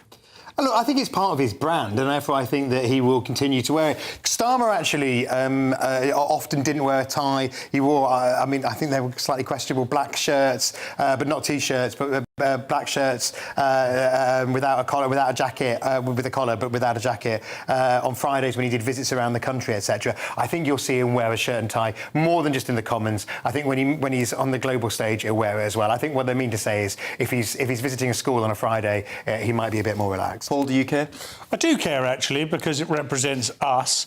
And, I've developed this view over time. And you are wearing a tie, Paul. And exactly that. And it made me think of that because I turned up with without a tie on and I had 2 buttons undone, I looked at least 3.5% more attractive. But I didn't want to go on air like that, because I go on air as me, as representing GB News, and I want to represent myself and the station well. And I want our Prime Minister to do the same, because I believe in British values, and I think British values are about putting your best foot forward. She's Sunday best, or whatever it might be. I know it seems old-fashioned. I've grown into these views as I've got older, because I think I respect... You know, when you see... The other day, I went for a walk with my dog, and I saw... And I know we've got to go, but I saw this old man cleaning his Jaguar in a shirt and tie. And I just thought, do you know, I mean, he must have been in his 80s, and I thought... Do you know what that says? It says he has pride in himself. Exactly, That's what that says. My granddad always wore a shirt and tie. That generation had pride in themselves. Another man who has pride in himself, some would say perhaps a bit too much pride in himself. GBNews Late Show Live host Ben Leo. Ben, what's coming up tonight, mate? Ole, ole, ole, ole, España, España. Yes, those thugs, the cheats, the Argentines, defeated in the World Cup semi-final. Revenge. Sorry, the World Cup final. Revenge for our semi-final. Absolute thuggery on the pitch. Viva España. Hala. Hala de España. Spain. Argentina, 1-0, World Cup winners. Revenge for England. Well done to Spain. Very, very happy indeed that Argentina nowhere near that World Cup trophy, I have to say. And talking of attire, I was going to be wearing a Spain jersey this evening. Luckily I didn't, because you guys back in London would have shamed me. But yeah, there we go. Spain have won the World Cup. Argentina losers. Red cards at the end. The thuggery for the world to see. But aside from celebrating Spain's World Cup win, lots on the go, including Iran. Of course, President Trump saying he's going to open the gates of hell on Iran, much like Spain did on Argentina tonight. And yeah, tragically, 2 US service members have been killed in that conflict as well. So we're going to be seeing how that develops in the coming days. Will President Trump want to escalate it in light of the midterms coming up in November, just a couple of months away now? Gas prices, stock market, all at play as well. And elsewhere, pretty interesting story, Will, about scouts, Boy Scouts in Britain, who were forced in one session to sit down and basically paint stones for Gaza. And they ended up painting all these stones with slogans such as "from the river to the sea" and so on. So I don't know what's going on in the Scouts. Boris Johnson as well, he's been talking about the Boris wave. He's taken absolutely no responsibility. He's thrown civil servants under the bus. So all that and more, and celebrating Spain's big World Cup win in just a tick. Thank you, Ben. We're looking forward to it. As an aside, I'm so sick of the ideological indoctrination of young people in this country. Good on you for calling it out. We'll see you from 12 a.m. on The Late Show Live. Well, ladies and gentlemen, coming up on Alex Armstrong tonight, late edition, we have a lot more coming your way, particularly this really, really concerning story about surrogacy, which is coming through in The Guardian. We'll be discussing that after the break.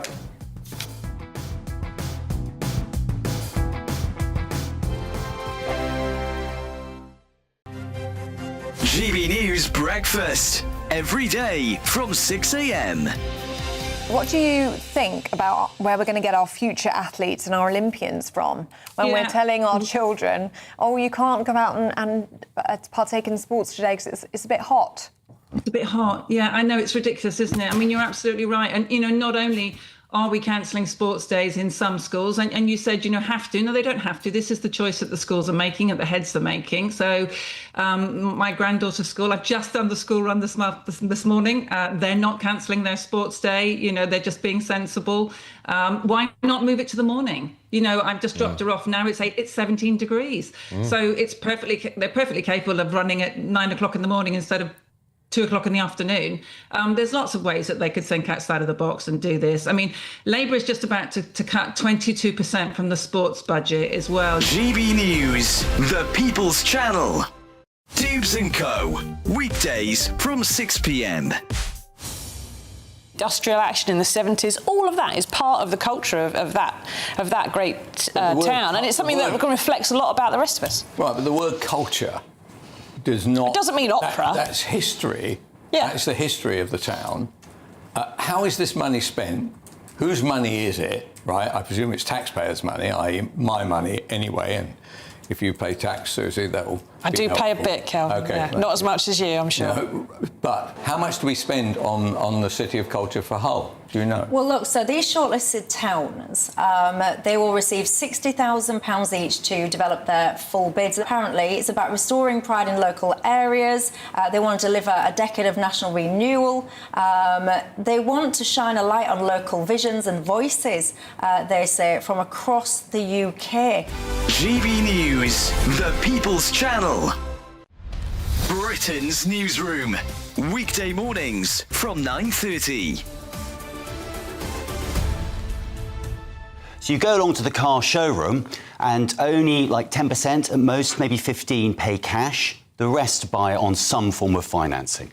And you often buy, it's a bit like a mortgage, and you buy, it's like buying a mortgage from the estate agent, which we all know is a terribly bad idea.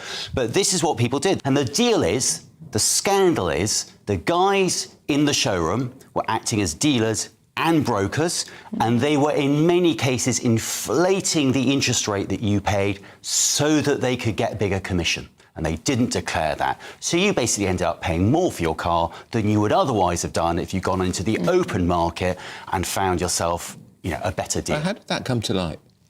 Well, over many years. I mean, this has been going on since 2007. GB News, the People's Channel.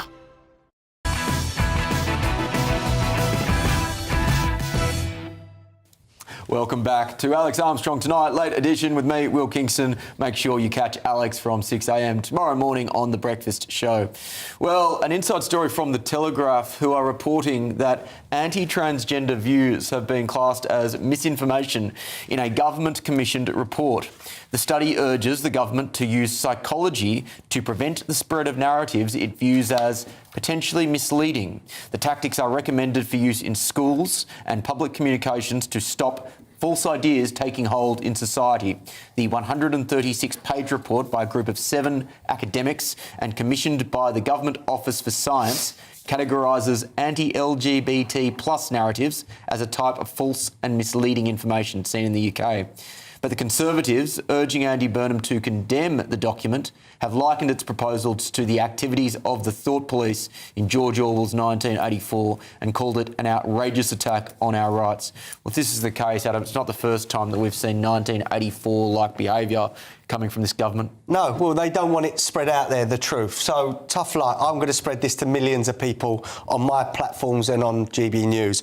Men cannot become women. Women cannot become men. Men cannot have periods. And women cannot have a penis. Fact, biological reality. Anyone that says otherwise cannot be trusted, including our politicians. Look, all I want is these trans so-called women that are men to stay out of women's spaces, stop demanding that we call them certain pronouns or certain things, and there's no problem. I don't care what you do in your private life. And this is what we need to go back to, keeping things private. If Paul wants to wear a dress at home, fantastic. If that makes you happy, Paul, brilliant. Don't then come out to a local bar or restaurant and try and use the same toilet or changing room as my wife or my daughters. There's no problem. And I think the majority of people out there think the same. We're just, pardon the pun, we're sick and tired of this being rammed down our throat. Yeah, and Matthew, the thing is, regardless of where you sit on this whole trans debate, I agree with you. I think most sensible people now are sitting well and truly in the camp that you've just articulated. At the same time, even if there is a debate here, people are fed up of being told what to think by the government. They're being told that there is an official or an accepted narrative and anything else is misinformation. Surely this sort of thing is counterproductive for what they're trying to achieve. Well, let's just look at this. And then the key word, Will, is the one that you used very carefully, which is commissioned. This isn't a government policy proposal.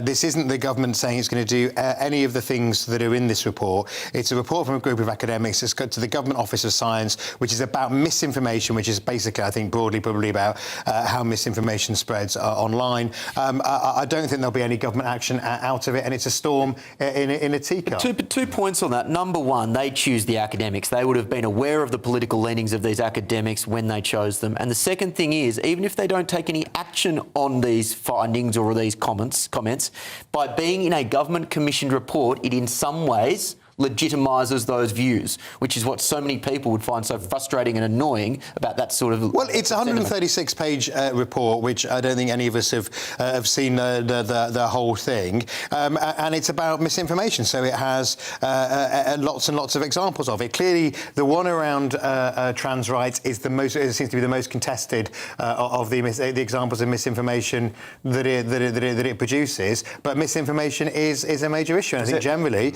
I think it's legitimate for the government to examine how misinformation spreads. Now, sorry, was anything I said misinformation? Adam, I'm not rising to your kind of list of things. I'm not engaging in that. It wasn't, was it? I'm not engaging in that, Adam, because you just want clickbait, and I'm not doing it. Okay, so it wasn't. I'm not giving you clickbait for your Twitter, mate. I'm sorry. And YouTube. So can a man become a woman? Can a man become a woman? I agree with the Supreme Court ruling, which is which is absolutely what the government's policy is, which is clear. First thing I want to say is there's been a group of adult academics in a think tank that have been paid to produce this. Yeah. That is both astounding and still quite shocking, because they can still hold the view that there must be a prescribed thought and speak when it comes to the trans debate. Adam's right. I will raise the debate.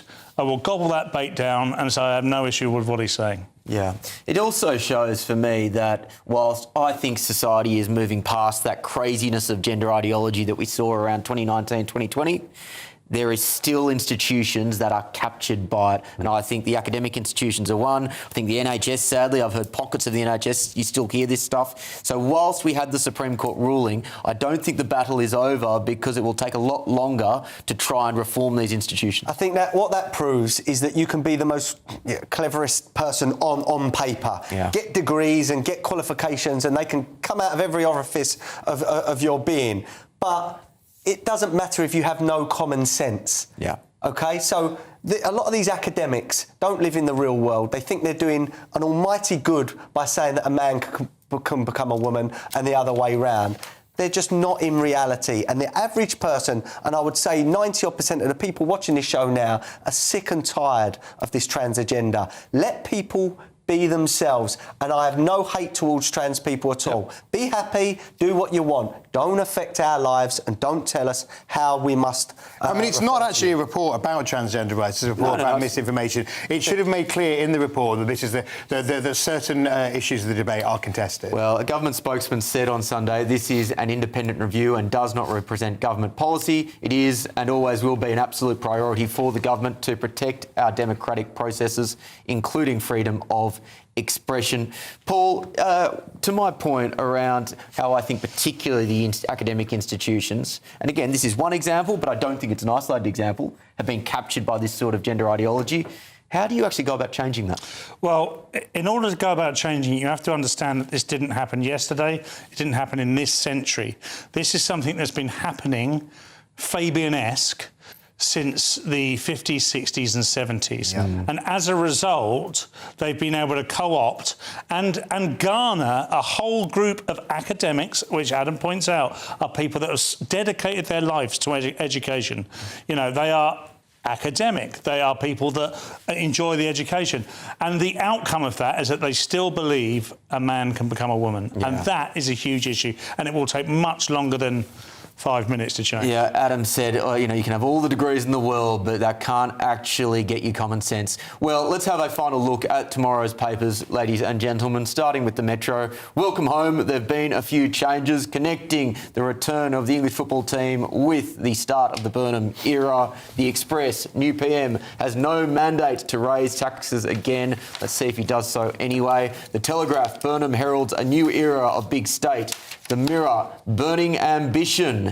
The Independent, Burnham tells Labor, I am your last chance. You may well be right. The Guardian, time for UK to face up to its challenges, again from Burnham. The Sun, simply turmoil. The Times, Burnham, my 10-year UK plan, ambitious. The Daily Mail, Burnham doesn't speak for us, say voters in the South. Well, ladies and gentlemen, that's all the time we have on The Late Edition with Alex Armstrong. I'm Will Kingston. Catch Alex on breakfast, but now it's The Late Show Live with the great Ben Leo. Thank you, Will. President Trump has been praising, by the way, off the back of his relationship with Keir Starmer, he's been praising Andy Burnham, the incoming Prime Minister, saying that people are going to be dancing in the streets of Scotland and Aberdeen after Burnham said he'll start drilling in the North Sea again. He says, "We love you, Scotland," and he's, very praiseworthy of Andy Burnham. Elsewhere, Iran, what's going on with Iran? Trump says he's going to open the gates of hell on the nation after the death of those 2 US service members. Boris Johnson as well, throwing the civil service under the bus when it comes to his Boris wave. All that and more in just a tick.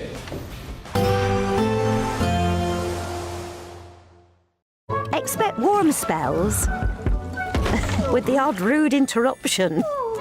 Boxed Boilers sponsors the weather on GB News. Hello again and welcome to your latest GB News weather update from the Met Office. Well, there's not much rain in the forecast through the week ahead. In fact, most places will stay entirely dry, and actually temperatures are starting to climb as we go towards the middle part of the week. So high pressure is set to dominate through the vast majority of the week. It will just edge away towards the southwest towards Wednesday and Thursday, but as I say, the vast majority of the UK will remain dry. And that is the case out there this evening and overnight as well. Lengthy clear spells across many parts of England, Wales, southern Scotland. But for Northern Ireland and northern parts of Scotland, it will turn a bit cloudier through the night. Bits and pieces of light rain and drizzle pushing down that northerly flow. A few light showers for northeast England as well by dawn. Most places in the towns and cities staying in double figures tonight, but it actually will be a more comfortable night for sleeping. And in the rural areas, well, we could actually see temperatures dip down to maybe 5 or 6 degrees across the Midlands first thing in the morning. But actually temperatures will rapidly climb in that strong July sunshine through the morning. So a fine start to the day for many of us. But there will be some thicker cloud further north, so I think for Northern Ireland and Northern Scotland in particular, there will be some mist and murk over the high ground, some bits and pieces of drizzle out there as well first thing, and perhaps 1 or 2 longer spells of rain just drifting down towards the North York Moors and into parts of East Anglia and the Wash for a time through Monday morning. But by the afternoon, any showers will be very light and very isolated. Most places will turn dry. It won't be quite as warm or as sunny indeed as over the weekend for some of us. More in the way of cloud for eastern parts of England, Northern Ireland especially, but where the sunshine does come out, well, it'll be another warm day, temperatures into the mid-20s for some of us. Now for Tuesday, again, a bit of a rinse and repeat. So northern parts of Scotland seeing some bits and pieces of light rain or drizzle at times and quite breezy for Shetland and Orkney. Otherwise, though, light winds, lots of sunshine for most of us, and temperatures once again into the low to mid-20s. Now temperatures will continue to rise through Wednesday and Thursday, particularly in southern parts of Britain, perhaps up to the high 20s in some places. Expect warm spells with the odd rude interruption. Boxed Boilers sponsors the weather on GB News. We're celebrating a golden summer with your chance to win a real gold bar. That's right, a fine gold bullion bar worth over £5,000 could be yours. We're also going to make sure your finances are fabulous with £60,000 in tax-free cash. For a chance to win, text GOLD to 63225. One entry costs £2.50 plus 1 standard network rate message, or text BONUS to 63225. 5 entries cost £5 plus 1 standard network rate message. Go to gbnews.com/win. Entry start at £2.50. Call 0903 686 3232. Calls cost £2.50 plus your network access charge. Or post your name and number to GB22 PO Box 8690 Derby DE1 9TT. UK only. Entrance must be 18 or over. Lines close at 4 p.m. on the 21st of August. This is a network giveaway. Entries will be pulled. Please check the closing time if listening or watching on demand. Good luck. At GB News, we love to hear from you, our loyal community. So drop us a line at gbnews.com/your say. There you can talk to each other and also to the presenters live on air. gbnews.com/your say, because GB News is your channel, Britain's news channel. Exciting news. Every Friday, my Patrick Christie's Tonight Show is going to have a twist to it. We're welcoming some special guests. You. That's right, on Fridays I'm going to be doing my show in front of a live studio audience, because this show is about you and what you have to say. It's going to be the same big debates, same big topics, same big opinions, but every Friday night at 9 p.m. you are invited to come on down to Patrick Christie's Tonight to be a part of the action. Only on GB News, the People's Channel, Britain's news channel. Join me, Nana Akwe, for an informative, interactive news programme with a difference. It's fun. No, he didn't say that, Dave. I'm so surprised. pissed. I think there's an element of truth to that. Join me from 3 p.m. every weekend, only on GB News, Britain's news channel. Hi, I'm Michelle Dewberry, and my show is your opportunity to cut through all the noise and dive in headfirst to some robust debates. Ideas clash. Situation, isn't it? No, because the failure is you're deliberately avoiding my point. Nothing's held back, And if you think this is the end of it, wait for more. and we do not shy away from the difficult stuff. Sometimes I want to shake people and say, if only you understood. So join me on Dubes & Co. weeknights at 6 p.m. only on GB News, Britain's news channel. Breaking news, live updates, stories that matter. From the heart of the GB News